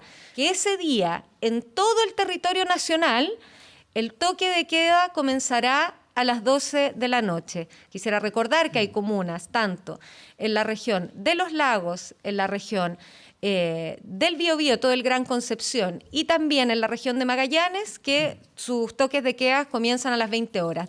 Solo por este domingo, que es el día de la elección de primarias, el toque de queda comenzará a las 12 de la noche. 12 de la noche entonces el toque de queda, y recordar las medidas sanitarias que se aplicaron en las primarias, como siempre el uso de mascarillas, la distancia social, y también un punto importante, revisar los locales de votación en la página del servicio electoral, porque cambiaron algunos locales. Así que si quiere participar, a verificar toda esta información, más las medidas sanitarias que ha determinado la autoridad. Bien, pues a seguir cuidándose. Valentina, muchísimas gracias por este informe. Buenas tardes. Buenas tardes.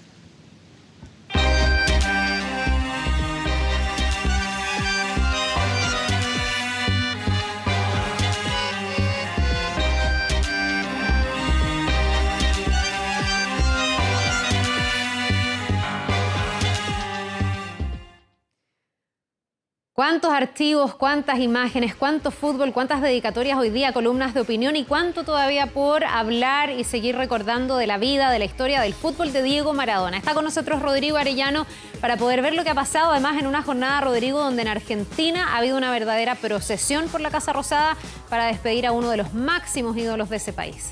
Absolutamente, Carla. Se acerca la hora ya del último adiós para Diego Armando Maradona. Ha sido un día de mucha emoción, ha ido cambiando el cronograma, pero siguen pasando las personas frente al féretro del ex campeón del mundo. Este velorio que se está realizando en la Casa Rosada lo decíamos en la mañana, se esperaban 2 millones de personas. En un principio se iba a terminar esta fila a las 16 horas. La misma familia, según la última información que manejamos desde Argentina, la misma familia habría accedido a tener abiertas las puertas hasta las 19 horas. Comenzamos con 7 cuadras de personas esperando pasar frente al féretro de Maradona. Después hablábamos de 20.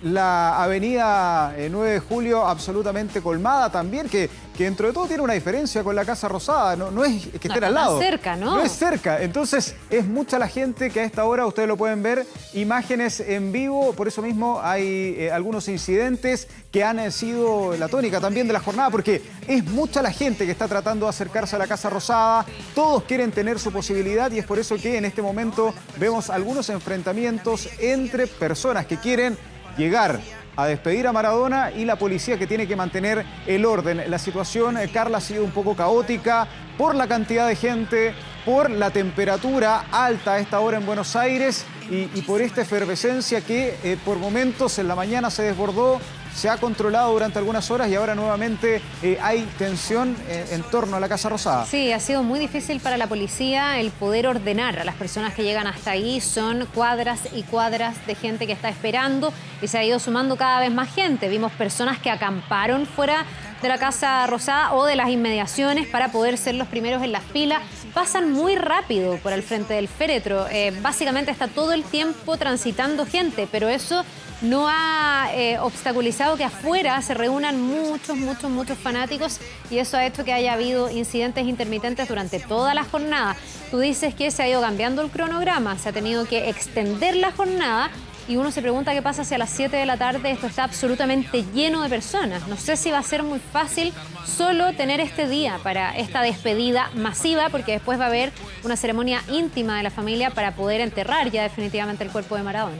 Sí, en un principio se hablaba de 2 días de esta ceremonia, después la familia pidió que fuera solamente de 6 de la mañana a 16 horas, y ahora estamos en esta incertidumbre porque si lo cierran a las 16 horas va a estar complicado. No, la gente va a estar indignada además. Si ya están enojados a esta hora por tener que esperar, porque los vuelven a poner en otros lugares, los obligan a hacer la fila, imagínate hacer toda la fila, llegar y que se cierren las puertas.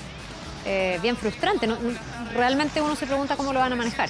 Sí, esto lo estaba manejando por ahora la familia, Dalma, Yanina, sus hijas, Claudia Villafane, su ex esposa, y esto ha sido la tónica durante la jornada. Uno de los momentos también que ha llamado la atención, acá se ha tratado de seguir un protocolo, pero la verdad es que los hinchas han ido cada vez pasando las vallas. Mira, vamos a ver la imagen de la jornada, por ejemplo, cuando la gente comienza a lanzarle camisetas y banderas al féretro de Diego Armando Maradona como una manera de despedirse. Y uno de los que también se sumó a esto fue, mira, van todos ahí con pancartas, con algunas camisetas, y le empezaron a tirar banderas, poleras de distintos equipos, y con esa gigantografía que ha ido dando vuelta, que va mostrando distintas imágenes. Y acá está el presidente de Argentina, Alberto Fernández, que no se aguantó, y al igual que todos los hinchas, le dejó su camiseta preferida, que era la de Diego Armando Maradona cuando estuvo en Argentinos Juniors. Además también le dejó un pañuelo de las madres de la Plaza de Mayo, que también era muy simbólico para Diego Armando Maradona. Y este fue el momento que se tomó el presidente de la República, que pidió que justamente la despedida de Diego Maradona fuera en la Casa Rosada, y también se dio ese momento bien particular para despedirse. Bueno, eran bien cercanos ellos. Maradona también tenía un perfil político muy definido, muy cercano al peronismo, a los Kirchner, en este caso a Fernández. Él ayer decía que lo recordaba como alguien muy genuino. Te decía en la cara cuando algo no le gustaba y te aplaudía cuando algo que hacías lo hacías bien. Lo que habla también de una relación bastante estrecha y además de, por supuesto, la admiración que el propio presidente argentino tiene por uno de los jugadores de fútbol más importantes de todos los tiempos. Nosotros desde acá no lo podemos describir, así que nos vamos a las calles de Buenos Aires para escuchar a los hinchas que quieren darle el último adiós a Diego Armando Maradona. Gracias por todo lo que nos dio y por llevar a Argentina hasta lo más alto del mundo. Nos conocen todo el mundo gracias a Diego. Creo que lo primero que a uno le sale, ¿no? Decirle gracias, ¿no? ¿Qué más le puedo decir? Y perdón por tan poco. A veces sí, criticaron su forma de ser, su forma de vivir, pero nunca agradecieron todo lo que nos hizo feliz. Yo estoy inmensamente agradecido, me hizo feliz con una pelota. Mucha emoción, lo conocen en todo el resto del mundo, Maradona. Gracias a Dios he tenido la oportunidad de viajar a muchos lugares y decía que soy argentina y lo primero que me decía, Maradona. Estamos muy tristes, pero recordándolo con toda la alegría que nos dio. Mucha emoción, mucha pasión, mucha fortaleza, porque él siempre contagió eso en todos los argentinos. Y volvemos a Buenos Aires con imagen absolutamente en vivo, con algunos desórdenes que se están produciendo en estos momentos en las inmediaciones de la Casa Rosada. Escuchemos cómo se vive este minuto ahí en Buenos Aires. Saliendo y yendo para otros los lados. Imagínense también que acá, chicos, hay gente muy joven, hay familias, hay un montón de mujeres, hay un montón de niños y empezaron a correr, todavía no entendemos el porqué, para distintos puntos. Ahora se tranquilizó un poco. Están abriendo las vallas. Nos vamos a... Domi, pareciera que están agilizando, de la policía están agilizando federal mucho para que el se acceso. acerquen. allí están ordenando que se replieguen de alguna manera hacia la zona de Catedral y han abierto algunas de las vallas.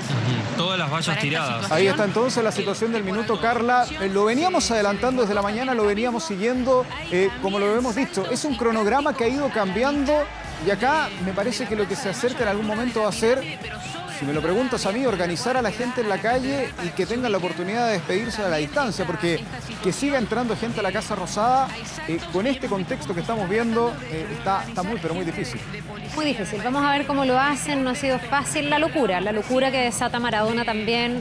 Creo que de los últimos referentes en ese país, este debe ser de los más convocantes, probablemente de los funerales más multitudinarios que vamos a poder llegar a ver. Así que vamos a ver cómo lo van canalizando y qué va a pasar durante las próximas horas. A ver si es que se alarga la posibilidad de que la gente siga despidiéndose o si se cambia la modalidad que están siguiendo hasta ahora.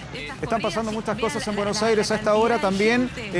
Ya habría sido desvinculada una persona de la funeraria que realizó el servicio de Diego Armando Maradona porque habría una foto ya filtrada en redes sociales en Argentina. Hay amenaza de demanda y esta persona ya habría sido desvinculada. Está muy compleja la situación en este momento ahí en Buenos Aires, pero anoche hubo por lo menos un momento más íntimo. Estuvo desde el primer minuto con él su hija Janina, su hija Dalma, y acá está el momento en que los campeones de 1986, acompañados además por Guillermo Coppola, el histórico representante de Maradona, también Javier Mascherano, tuvieron la posibilidad ellos de llegar, de poder estar junto a la familia y como lo dijo Oscar Ruggeri, venimos a despedir al capitán. Sí, bueno, Maradona descrito como una individualidad en el fútbol descollante, pero también todos sus compañeros, todos los que jugaron con él en algún momento hablan de una tremenda generosidad. Hablan de un hombre que los hacía pasar muy bien, que bueno, lo admiraban por cómo jugaba, pero que al mismo tiempo era un tremendo compañero. Y creo que ha quedado de manifiesto. Aquí no solo está la admiración por la figura y por la genialidad en el fútbol, también está el cariño por un amigo que se va, y lo han dicho prácticamente todos los que tuvieron algún tipo de vínculo con Maradona. No jugó con él, no lo pudo dirigir, pero se conocían, se admiraban mutuamente, más allá de que tienen perfiles distintos. Escuchemos a Marcelo Bielsa recordando al Diego. El entorno de Maradona es de mucha inmejorable. Fue para nosotros y va a seguir siendo un ídolo, y que ya no esté nos da muchísima pena. La pérdida de un ídolo es una sensación de debilidad para todos nosotros. Y seguimos en el mundo, mira, L'Équipe, el diario deportivo por excelencia de Francia, cambió sus colores normales de blanco y rojo, los puso albicelestes. Dios ha muerto, fuera el titular, el dios del fútbol, como era considerado Diego Armando Maradona, obviamente portada en todos los periódicos, en las revistas deportivas del mundo, el fenómeno de Maradona que da la vuelta a todos lados. Y ahora también, obviamente, hacemos la bajada nacional. ¿Cómo reaccionaron los nuestros? Diego Armando Maradona también tuvo muchos gestos con la generación dorada. Lo recordaba ayer Pedro Carcuro, cuando él le dijo: yo quiero que a este Chile le vaya bien. El 2014 se lo dijo: yo quiero que este Chile logre gloria, en referencia a la generación dorada. Y bueno, los primeros en despedirlo de parte de Chile fueron Claudio Bravo. Recordar este diálogo que tuvieron al final de la Copa Confederaciones: no merecían perder, jugaron mejor que los alemanes, tienen que estar más concentrados. Parte de las cosas que le habría dicho en ese momento Maradona a Claudio Bravo, y además Alexis Sánchez, que agradeció haber tenido la posibilidad de conversar con él, y Arturo Vidal, que ayer estaba molesto por lo que le pasó en la Champions, que lo expulsaron contra el Real Madrid, pero por lo menos los tres emblemas de la generación dorada también agradeciendo las buenas palabras que tuvo Maradona para ellos siempre.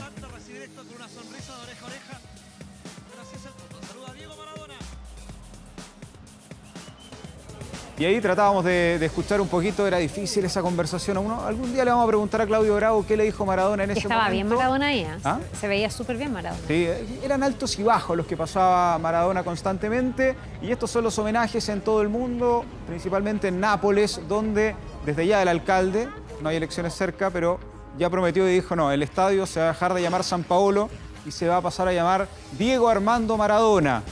Una relación complicada con Nápoli, los llevó al cielo, se reencontraron. Su salida de Nápoli, recordar que no fue fácil, pero se reencontraron y ahora va a tener entonces un estadio en su honor, un Maradona que ha tenido homenajes en India, en China también llegaron fanáticos a la embajada argentina, verdaderamente un fenómeno mundial. Y vamos a escuchar ahora y a ver cómo lo despidió su selección, porque cuando uno espera que a Maradona, si alguien lo tiene que despedir es la selección argentina, le debe mucho una Copa del Mundo. Esta es la despedida de la albiceleste de la AFA para Maradona.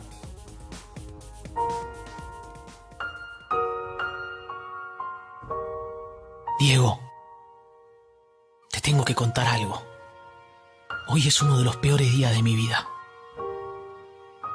Porque pasé por todas, pero nunca por esta. Quise gambetear 1000 veces la noticia, como vos, pero no pude. No pude hablar, no pude comer, no pude creer que era verdad. Con vos se me fue un pedazo de mi familia y de cada familia de la Argentina. Claro, los que no nacieron acá no lo entienden.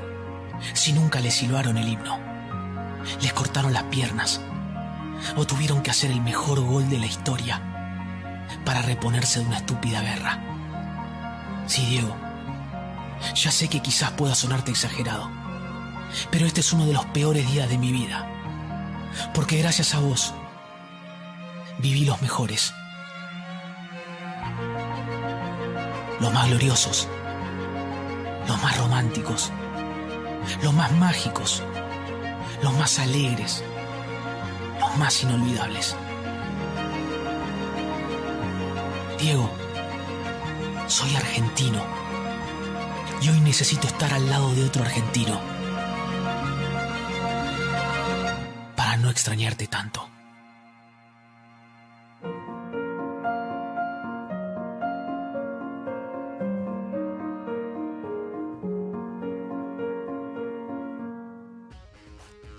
Hay que estar Súper cerca. emotivo, ¿eh? Sí, absolutamente emotivo, pero hay que también estar cerca, pero con el contexto en el que estamos. Estamos viviendo una pandemia y seguimos en las calles donde la distancia social no existe hace rato, Carla, y donde siguen habiendo incidentes con el carro lanzaguas también, porque está completamente este vallado, estas vallas papales que fueron encarrilando a la gente, que fueron generando un orden, ya no existe. Vemos que ahí hay hasta comercio, obviamente la gente se tenía que alimentar, pero la situación en este momento es compleja, ha tenido que actuar la policía y algo que se veía venir, en este momento estaba complicando un poco lo que era el último adiós público para Diego Maradona. Sí, bueno, esto ha sido difícil de administrar, pero en esta despedida también que tú nos mostrabas que le hizo la AFA, se rescata, siento, ese sentimiento deportivo, pero muy argentino también de Maradona. Lo decían también ahí los hinchas en sus declaraciones, tú ibas fuera siendo argentino, lo primero que te decían de vuelta era Maradona. Hay como una forma de vivir, una forma de ser muy anclada a esta figura, y yo creo que es bien conmovedor lo que ha pasado. Más allá, yo tengo una distancia absoluta con la figura de Maradona en un montón de cosas, pero conmueve ver el cómo se movilizan todas estas personas, cómo quieren entregarle un último minuto, darle un último adiós, entregar algo que los representa o que los une con su propia vida. No sé cuántas personas en la existencia logran fenómenos como este, sin duda que Maradona lo logra de manera bien impactante, al punto que está siendo muy difícil de administrarse esto a esta hora por parte de la policía, sobre todo. Todos lo describen como Maradona un excelente amigo. Lamentablemente algunos de sus amigos no fueron tan buenos con Maradona, eso también es claro. Cuando había que ayudarlo, no estuvieron. Esta es la polémica también, yo les hablaba de la fotografía que ya ha generado el despido de una persona. También hay una denuncia, a él no lo quieren mucho en su círculo familiar, a Matías Morla, su abogado, que estuvo con él en la última parte de su vida. Pero él realiza este comunicado donde habla de que en 12 horas no atendieron a Diego Maradona y califica la tardanza de media hora de la ambulancia en llegar a la casa donde estaba el exjugador como una criminal idiotez. Esto obviamente vuelve a levantar algunas polémicas internas. Viene después lo que va a ser el testamento de Diego Armando Maradona. Han habido gritos dentro de la Casa Rosada en contra de Matías Morla, pero es la situación del minuto que vive ahora Matías Morla con esta denuncia que da para pensar en que habría alguna investigación, si es que hay algún tipo de denuncia por esta supuesta tardanza. Lo que sí, Carla, hay resultados preliminares ya de su autopsia Esta fue revelada y finalmente Diego Maradona habría fallecido por una insuficiencia cardíaca aguda, congénita y crónica, que terminó generando un edema agudo en el pulmón, y esto habría obviamente terminado con la vida del ex jugador. Para tener más detalles vamos a seguir hablando de Diego Armando Maradona. Hoy, como lo decíamos, habíamos confirmado ya este paro cardiorrespiratorio. ¿Cómo influyen las adicciones del futbolista argentino en su fallecimiento? ¿Pueden las drogas y el alcohol causar problemas de este tipo? Tomamos contacto con Andrea Pino para aclarar estas dudas. ¿Cómo estás, Andrea?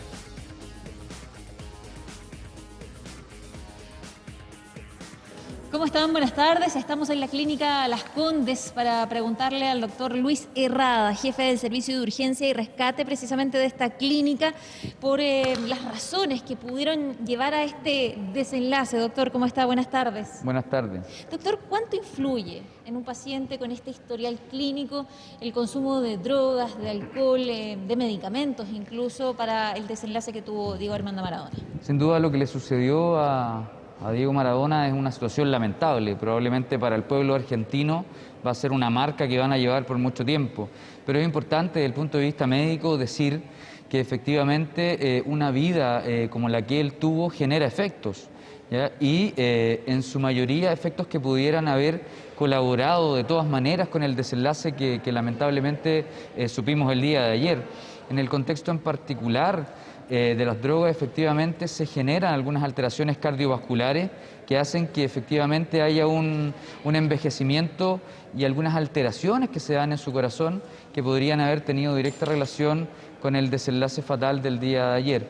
Y en ese sentido, un poco, si bien desde este respeto y desde un poco lamentar lo que sucedió, también a la juventud hoy entregarle este mensaje de prevención, de que efectivamente la vida se acorta en relación a las conductas que tenemos de jóvenes. Entonces es muy importante que haya también de cara a esta situación un mensaje de prevención en relación a la juventud, de que no sigan algunos hábitos que efectivamente podrían verse como normalizados en esta situación. Doctor, inicialmente entiendo que los primeros datos que arroja la autopsia hablan de una insuficiencia cardíaca aguda en un paciente con una miocardiopatía dilatada, insuficiencia cardíaca congestiva crónica. ¿Esto se da frecuentemente en un paciente hombre de 60 años o no? La insuficiencia cardíaca es el evento final de muchas enfermedades cardiovasculares, como la hipertensión. Sin embargo, lo que yo destacaría en este sentido es que de cara al paro cardíaco extrahospitalario, la causa más habitual de este paro son motivos cardiológicos, es decir, y dentro de esos motivos el infarto como primera causa. Es importante ahí también decir que todo el mundo finalmente fallece de un paro cardiorrespiratorio. Lo importante ahí es destacar cuál es la causa final que generó este paro. Y en este caso, si uno se fuera a analizar los datos, los paros fuera de un hospital habitualmente están relacionados a causas cardíacas, y de ellas el infarto es una que es muy importante, ¿ya? Las causas neurológicas también podrían, ¿no es cierto?, generar este desenlace, no hay duda, pero son de menor frecuencia.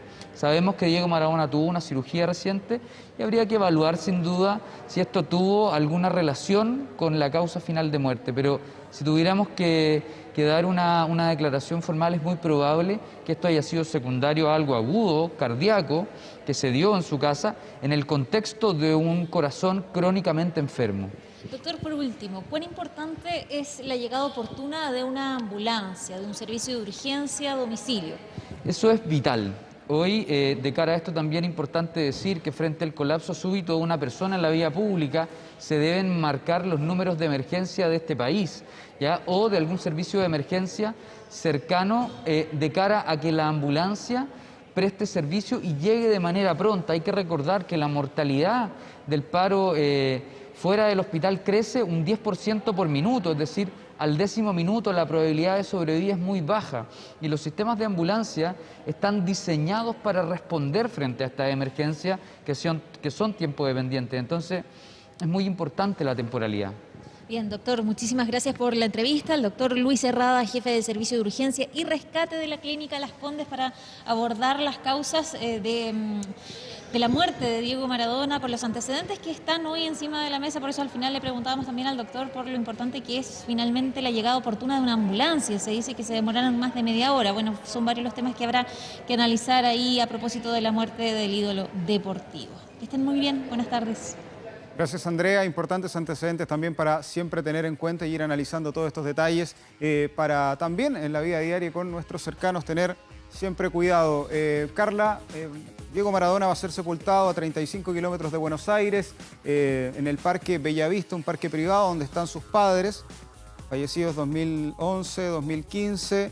El tema es cómo va a llegar, cuál es el horario. Hay mucho desorden a esta hora en las calles de Buenos Aires, con la gente que quiere despedirse del Diego en la Casa Rosada y con en este momento estas aglomeraciones que generan muchos problemas, que ha provocado la intervención de la policía.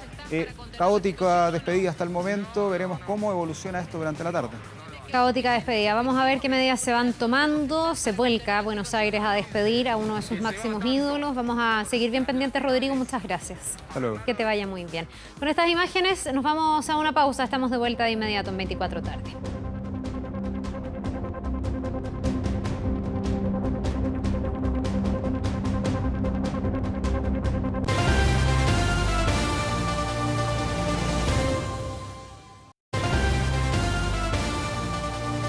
Participa de la encuesta CACEN en Pandemia 2020 hasta el 31 de enero. Este año se hará de forma telefónica y presencial.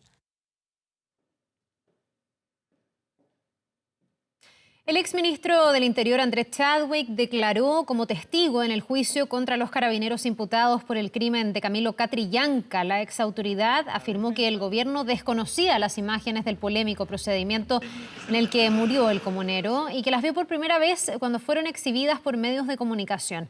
Vamos con Fernando Reyes, que nos va a contar todos los detalles de esta declaración. Fernando.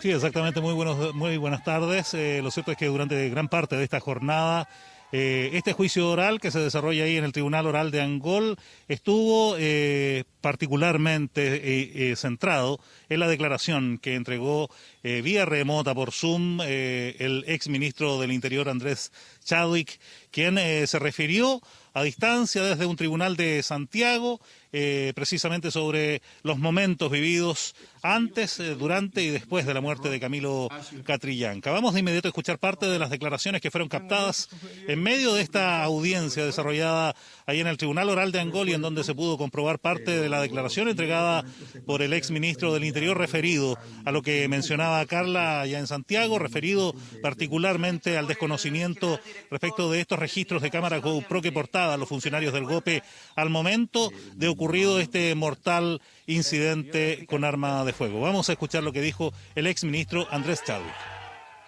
Pude conocer esas imágenes, ese video, a través de la transmisión de medios de comunicación que no habían sido conocidas por las autoridades de gobierno, que es lo que yo puedo dar cuenta. Tomo contacto con el general Soto, en que le hago presente nuevamente la gravedad de que aparezcan, luego del tiempo transcurrido, imágenes que no habían sido puestas a disposición inmediato de la Fiscalía, como había sido la instrucción que se había dado, y que no habían podido ser detectadas o conocidas a través de las investigaciones sumarias de Carabineros, porque él me señala que no había tenido conocimiento de esas filmaciones y que a él lo habían obviamente sorprendido porque no había tenido conocimiento de ellas.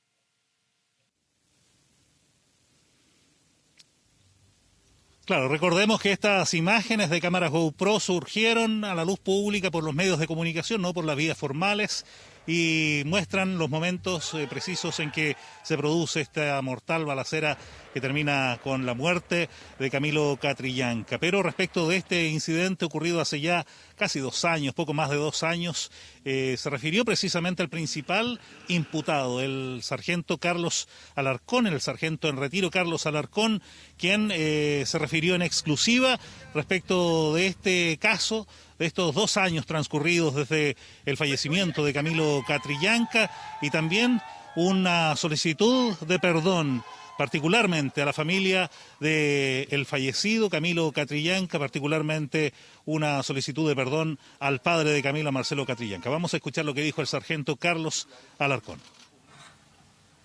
Es lamentable, amigo. Yo lo lamento mucho. Lo lamento mucho más que nadie.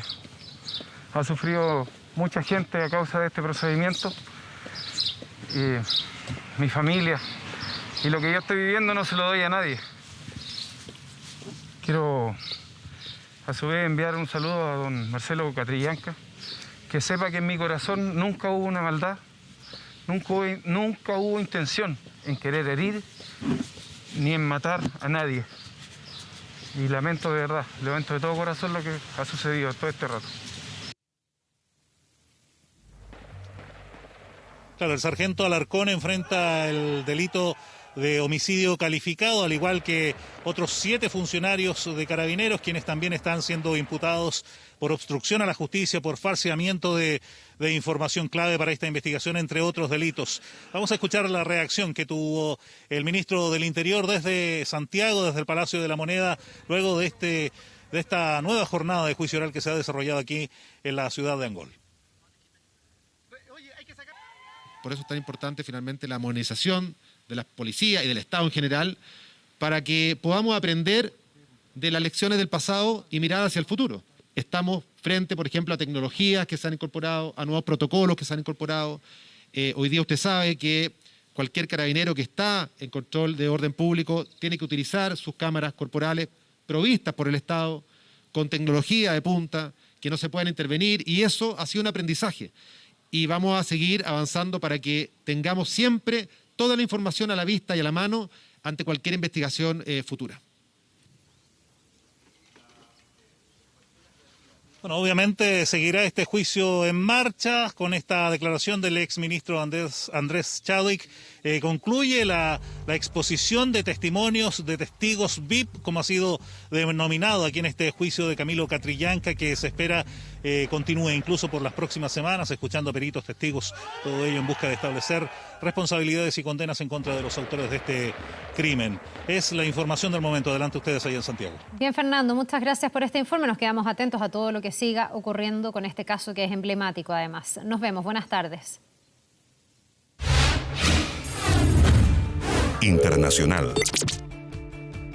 Andrea Aguilar ya está con nosotros para dar una vuelta por el mundo, saber qué ha pasado más allá de Chile. ¿Cómo estás, Andrea? ¿Cómo estás, Carla? Muy buenas tardes. Iniciemos en India con las graves inundaciones que ha dejado el paso del ciclón Nivar en este país. El fenómeno tocó tierra en las últimas horas. Esto fue en la ciudad de Puducherry, cerca del estado sureño de Tamil Nadu, con vientos de hasta 130 kilómetros por hora en la ciudad costera de 10 millones de habitantes. Las fuertes lluvias, como vemos en imágenes provocadas por este ciclón, provocaron inundaciones en algunas calles, derribaron árboles, causaron cortes eléctricos. De hecho, las autoridades indias han dicho en las últimas horas que desconocen en total cuál es la extensión de los daños dejados por Nivar, pero que en estos momentos se encuentran desplegados en las zonas más afectadas para atender esta emergencia. Revisemos qué está sucediendo en otros países, particularmente qué pasa en nuestra región con las marchas feministas. Miles de mujeres marcharon en las últimas horas en contra de la violencia de género en distintos países de América Latina. Las marchas fueron multitudinarias en países como México, como Colombia, Costa Rica, también en Honduras y en Bolivia, en donde miles de manifestantes conmemoraron el Día Internacional de la Eliminación de Violencia contra las Mujeres. Más de 4.600 mujeres fueron víctimas en el 2019 de feminicidio en América Latina, lo que marca un aumento del 31.5% con respecto al año 2018. Los países de la región con mayores tasas de feminicidio por cada 100.000 mujeres son Honduras, El Salvador y República Dominicana, aunque las mayores cifras de asesinatos de mujeres se registran en estos momentos en Brasil y en México. Hay que decir que la gran mayoría de estas marchas que vemos en imágenes fueron pacíficas en América Latina y transcurrieron de una forma creativa. Se destacaron también los performances y las intervenciones artísticas, pero la marcha en Ciudad de México terminó con violentos enfrentamientos entre manifestantes feministas y la policía. Seguimos hablando de noticias de América Latina. Nos vamos ahora para esta tensión que hay por esta deportación que se hizo desde Trinidad y Tobago hacia Venezuela. Crece el escándalo por esta deportación en un bote muy inseguro de decenas de venezolanos, entre los que había bastante niños. En las imágenes se ven a 16 adultos, 12 niños a su llegada a las costas de Trinidad y Tobago, después de haber sido deportados durante el fin de semana sin siquiera permitirles que se reunieran con sus familiares que se encontraban en el país caribeño. Naciones Unidas hizo un llamado al gobierno de Trinidad y Tobago para que respete los derechos humanos, dada la precariedad de los botes en los que fueron trasladados los inmigrantes venezolanos y también las fallas de seguridad que pusieron en riesgo sus vidas. La deportación generó protestas también en Venezuela frente a la sede diplomática de Trinidad y Tobago en Caracas, en donde rechazaron el trato inhumano que le dieron a sus ciudadanos por parte de uno de los países que más se ha beneficiado de la bonanza petrolera de Venezuela durante los últimos años. Vamos ahora a noticias de Oceanía, con un total de 97 ballenas piloto y 3 delfines nariz de botella que murieron después de quedarse varados en las remotas islas Chatham. Esto queda a unos 800 kilómetros de la costa sureste de Nueva Zelanda. Debido a la dificultad para acceder a la playa donde fueron descubiertos los mamíferos, los equipos de rescate no pudieron llegar a tiempo para salvarlos. Los científicos aún no han podido explicar realmente por qué las ballenas se desvían de sus rutas, se quedan varadas en agua poco profunda, aunque son hechos que son comunes en las costas neozelandesas. El mayor varamiento en este lugar ocurrió en 1918, cuando unas 1000 ballenas piloto quedaron atrapadas en este remoto lugar. Vamos a revisar a esta hora qué está sucediendo en Argentina, porque continúan en estos momentos los disturbios en varias partes de Buenos Aires, particularmente focalizados en la Plaza de Mayo, también cercano a la Casa Rosada. Vemos imágenes en estos momentos en vivo de celebración. Habíamos visto algunos también disturbios en días pasados, en las horas pasadas también. Crecen los homenajes también en Maradona, sobre Maradona, particularmente en la ciudad de Buenos Aires. Importante resaltar estas imágenes de miles de personas, son centenares de miles de personas que desde las 6 de la mañana estuvieron aguardando su turno en esta fila que se extendía por más de 20 cuadras por toda la avenida 9 de Julio, una de las avenidas más emblemáticas de Buenos Aires. Se ve entonces la celebración, la conmemoración también de esta fecha, que es fúnebre para obviamente la gran cantidad de los argentinos. Y bueno, estaremos viendo, Carla, cómo se dará el entierro del ícono argentino en las próximas horas. Sí, lo hemos estado revisando durante toda la jornada, Andrea, y vamos a seguir. Obviamente el resto del día han sido miles y se estima millones las personas que han querido despedir a Diego Armando Maradona en esta jornada, así que todavía queda bastante durante toda la tarde. Gracias, Andrea, por este informe con los hinchas, con el fanatismo, con la idolatría también hacia Maradona. Nos vamos a una pausa y ya estamos de regreso de inmediato.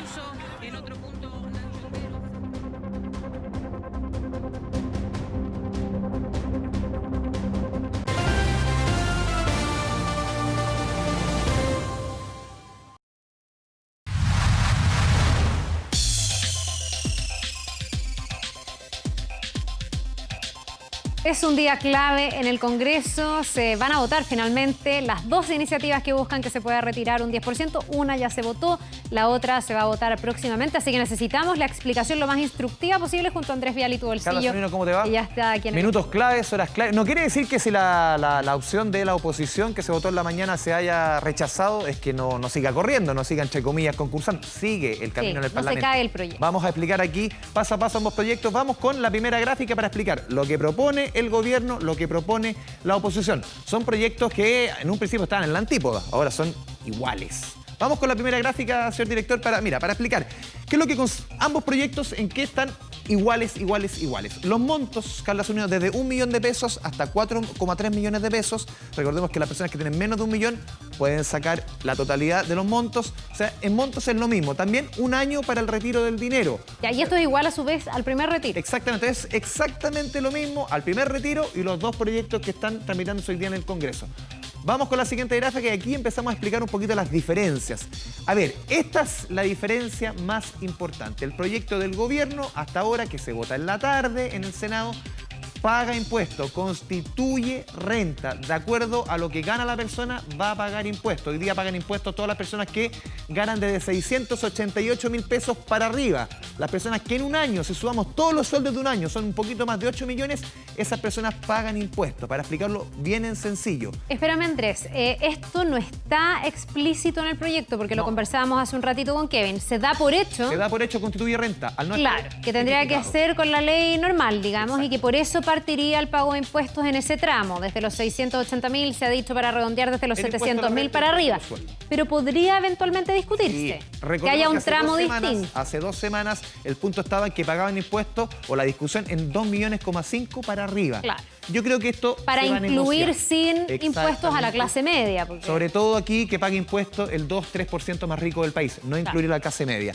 En el proyecto de la oposición, que fue rechazado hoy día por el Senado, e insistimos en el punto, sigue su trámite en el Congreso, no porque sea rechazado, es rechazado completamente y no vuelve a seguir su curso en el Parlamento, sigue en el Parlamento, no paga impuestos. También fue rechazada la devolución del retiro en las indicaciones hace algunos días. Esto quiere decir que va a regir lo mismo que el proyecto de la oposición, es que la devolución es voluntaria, pero al final la devolución voluntaria es un saludo a la bandera, lo hemos dicho varias veces, porque cualquier persona hoy día puede cotizar voluntariamente. Vamos con la tercera gráfica, seguimos viendo los puntos que se acercan, los puntos que se alejan, son casi todos los puntos que se acercan.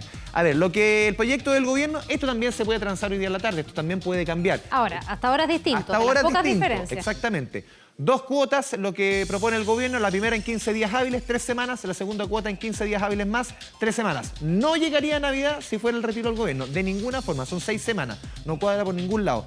Si fuera el proyecto de la oposición, una cuota en 15 días hábiles en 3 semanas, sí podría llegar perfectamente para Navidad, justito, pero podría llegar. Entonces aquí obviamente tiene que haber una negociación. El tema, lo decíamos aquí, el principal nudo son los impuestos. ¿Cuánto podría pagar una persona de impuestos? Hicimos el ejercicio, se lo vamos a mostrar a continuación en la siguiente gráfica. Una persona, por ejemplo, que gana 1 millón de pesos. Lo vemos en la siguiente gráfica, en la cuarta que hemos preparado en torno a esto. Una persona, fue un ejercicio que nos hizo la oficina de abogados tributaristas Bustos Tax and Legal. ¿Qué es lo que dicen ellos? 1 millón de pesos si gana una persona. Si retira el mínimo, Carla, que es también el millón de pesos, va a tener que pagar en impuestos 40.000 pesos. No los paga inmediatamente, no es que se le retienen, lo paga en la operación renta del próximo año. Y se retira al máximo esa persona que gana 1,5 millones de pesos y puede retirar 4,3, estaría pagando en impuestos 174.000 pesos. Si nos vamos quizás al sector, al 2% más rico del país, que gana de 4 a 3 millones para arriba, en el caso de una persona que gana 4 millones de pesos y retira 1 millón de pesos, pagarían impuestos 81.170 pesos en el proyecto del gobierno. Más que el proyecto del gobierno, lo que se pagaría hoy día como constituye renta, es lo que se pagaría hoy de acuerdo a los tramos de impuestos internos.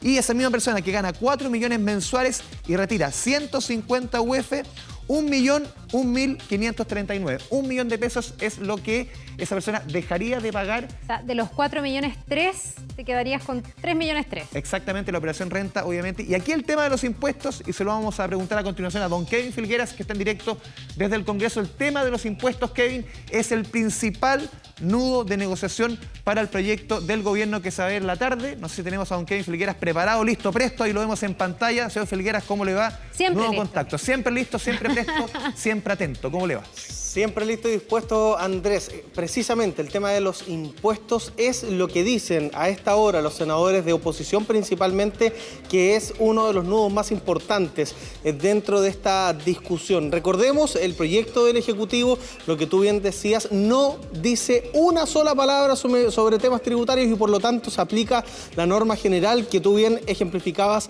Andrés. Así que por lo mismo hay que ver si es que tanto acá en el Senado o en su trámite en la Cámara de Diputadas y Diputados se puede negociar. ¿Y por qué hay que negociar? Bien importante, porque esta es materia exclusiva del presidente de la República. Por lo tanto, si es que hay un acuerdo, debe ser impulsado por el Ejecutivo una indicación, por ejemplo, que establezca que hay pago de impuestos sobre algún monto. Se dice 2,5 millones porque eso fue lo que se discutió en la reforma constitucional que ya fue rechazada acá en el Senado. Contarles un detalle más de lo que está pasando. Se acaba de abrir la votación, por lo tanto los senadores van a empezar a argumentar en torno al proyecto de ley del Ejecutivo que requiere 22 votos y que además, ojo, establece una retención para quienes deban pensiones de alimentos. Hace un ratito decíamos otra cosa, pero claro, se ha aclarado este punto. Sí se establece una retención para quienes deban pensiones de alimentos, tal como se hizo en el primer retiro de fondos de pensiones. Esto está en el artículo 3 del proyecto de ley que va a ser votado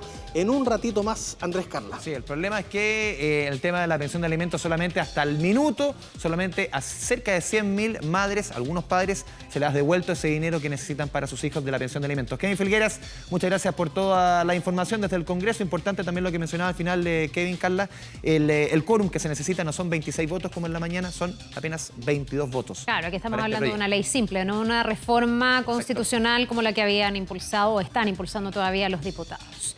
Ya, pues nos quedamos atentos al trámite en la sala y por supuesto a que toda la tarde en Canal 24. Aquí esto se debata, se discuta y a lo mejor pueda eventualmente cambiar. Así vamos que a vamos a estar bien. Chao, Gracias, chao. Andrés, que te vaya bien. Vamos a una pausa y estamos de vuelta de inmediato.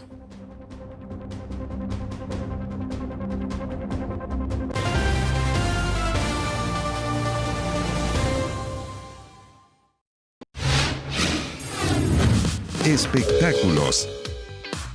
Bien, vamos a conocer las principales novedades, lo que está pasando en materia de espectáculo, digo, con Carolina Gutiérrez, con quien tomamos contacto de inmediato. Hola, Caro. Hola, ¿cómo estás, Carla? Vamos a revisar este jueves algunas novedades que tenemos, sobre todo cuando ya comenzamos a pensar en el mes de enero y en la gran fiesta de Santiago a 1000. Les quiero contar que esta mañana justamente fue el lanzamiento oficial de la cartelera que se presentará entre el 3 y hasta el 24 de enero y será la 28ª versión del Festival Internacional Santiago a 1000 2021, que regresa con una cartelera que contempla ballet, teatro, música, agrupados, todo en 150 espectáculos que serán adaptados a los tiempos que vivimos. Por eso la entrega será en una propuesta, escuchen bien, multiformato, marcada por escenarios digitales, presenciales, televisivos y también radiofónicos. Para los eventos presenciales, se contará con todas las medidas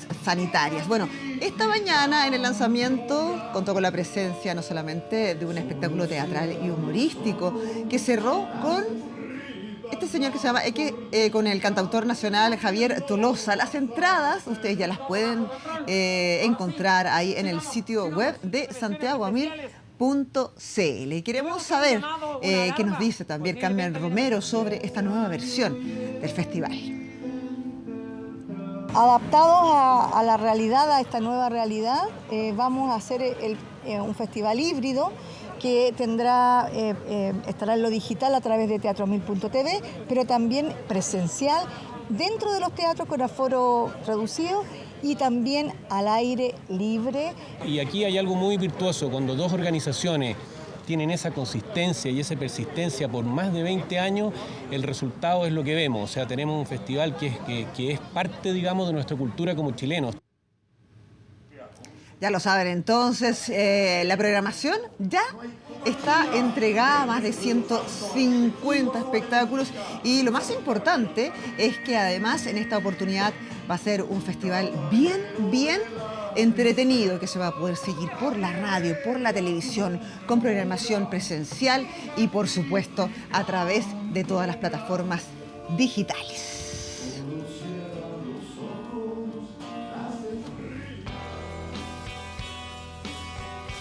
Otra buena noticia. El poeta Raúl Zurita recibió este miércoles el premio número 24 de la Reina Sofía en poesía iberoamericana, el galardón que coincidió con el Día Internacional de la Eliminación de la Violencia contra la Mujer.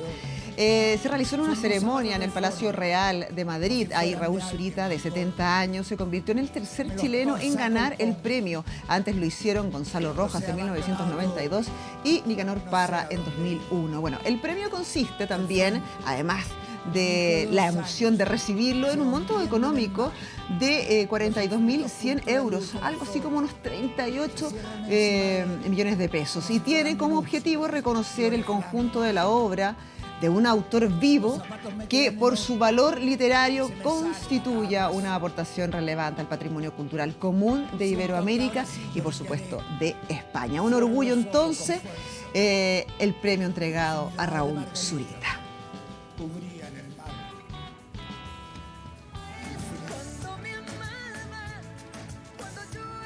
música gratuita y qué mejor que sea con Miriam Hernández. La Corporación Cultural de Las Condes ha preparado el espectáculo online Miriam Hernández en concierto, que se transmitirá de forma gratuita el próximo sábado 28 de noviembre a las 20 horas por el canal YouTube de la institución. Bueno, una velada donde la artista estará acompañada de 5 músicos y 2 coristas en escena y va a interpretar canciones o su repertorio más conocido. Ahí va a estar La Fuerza del Amor, El Hombre que yo amo, Hay Amor y por supuesto tantas otras. Un recital que además va a tener un encuentro exclusivo con Miriam Hernández, ahí donde se podrá conversar también con parte de los espectadores a través del chat de YouTube. Ya lo saben entonces, este sábado 28 de noviembre a las 8 de la noche, Miriam Hernández gratuito por YouTube. Con la música de Miriam Hernández vamos a hacer una pequeña pausa, pero tenemos más para compartir con ustedes, así que esperen. Porque la fuerza del amor da vida, porque la fuerza del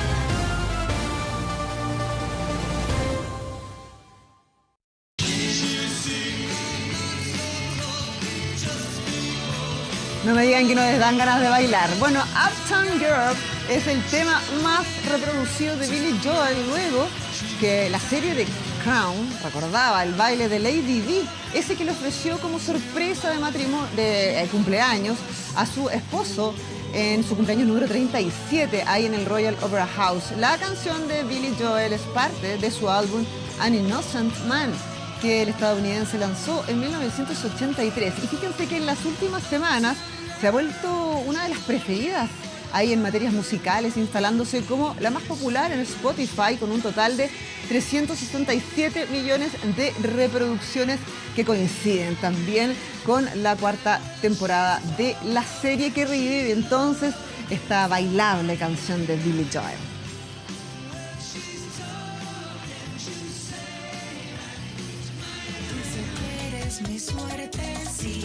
Dejamos el recuerdo de Billy Joel y volvemos rápidamente al presente. El cantante colombiano Camilo, conocido por sus éxitos como Tatú o Vida de Rico, estrenó su nuevo sencillo, se llama Bebé, junto al reggaetonero dominicano El Alfa.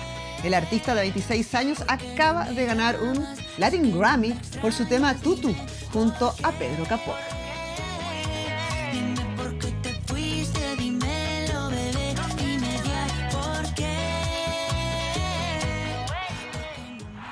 Atención, los fanáticos de La Mujer Maravilla, los que están expectantes, los que estaban esperando. Bueno, Wonder Woman 1984 finalmente va a fijar su estreno en Chile para el próximo 21 de enero. Así al menos lo han confirmado los estudios Warner Bros., que han decidido reacomodar en varias oportunidades y debido a la pandemia el estreno de la película protagonizada por Gal Gadot.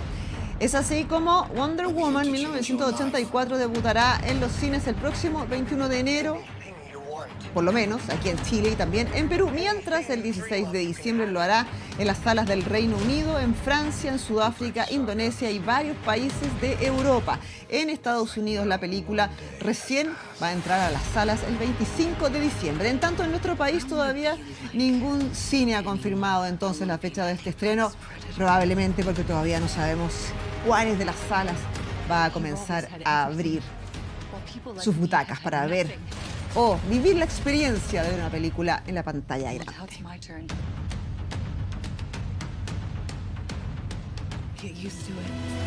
La vida me ha sorprendido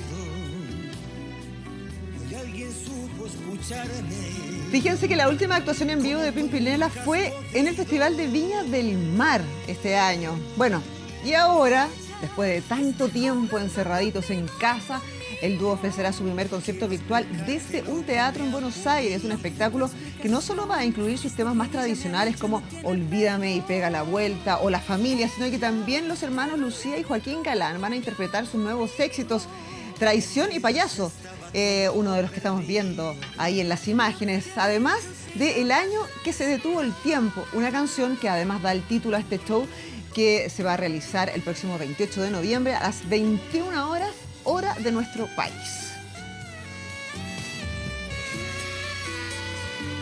Esto no hubiera pasado, Me encantan. Voy a ver si lo veo, Caro, a ver si me da el tiempo. Pero Oye, yo creo que va a estar muy bueno porque no solamente van a tener música, me contaron también los Pimpinelas que van a tener algo teatral y algo de humor incorporado en su espectáculo. Sí, ellos son bien integrales, bien entretenido verlos en show y sobre todo en vivo. Gracias por todos estos datos, que te vaya muy bien. Gracias, Carla. Nos vemos mañana. Nos vemos mañana. Chao. Ahora.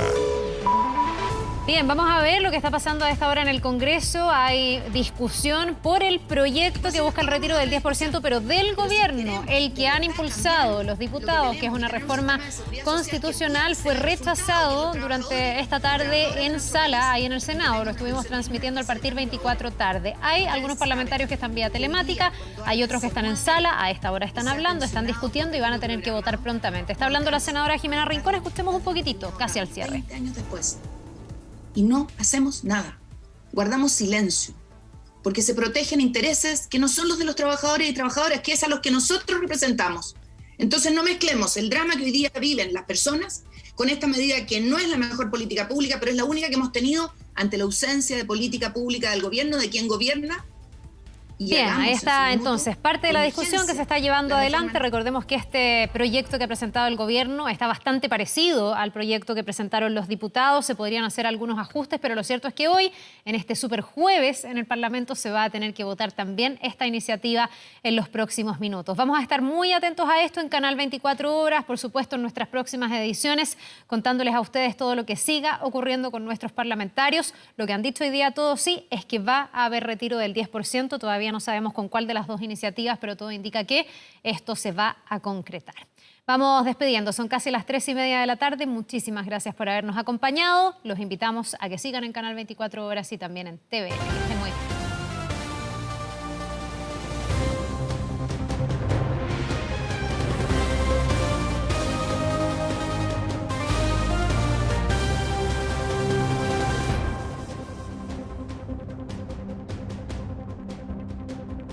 Hemos presentado 24 tarde.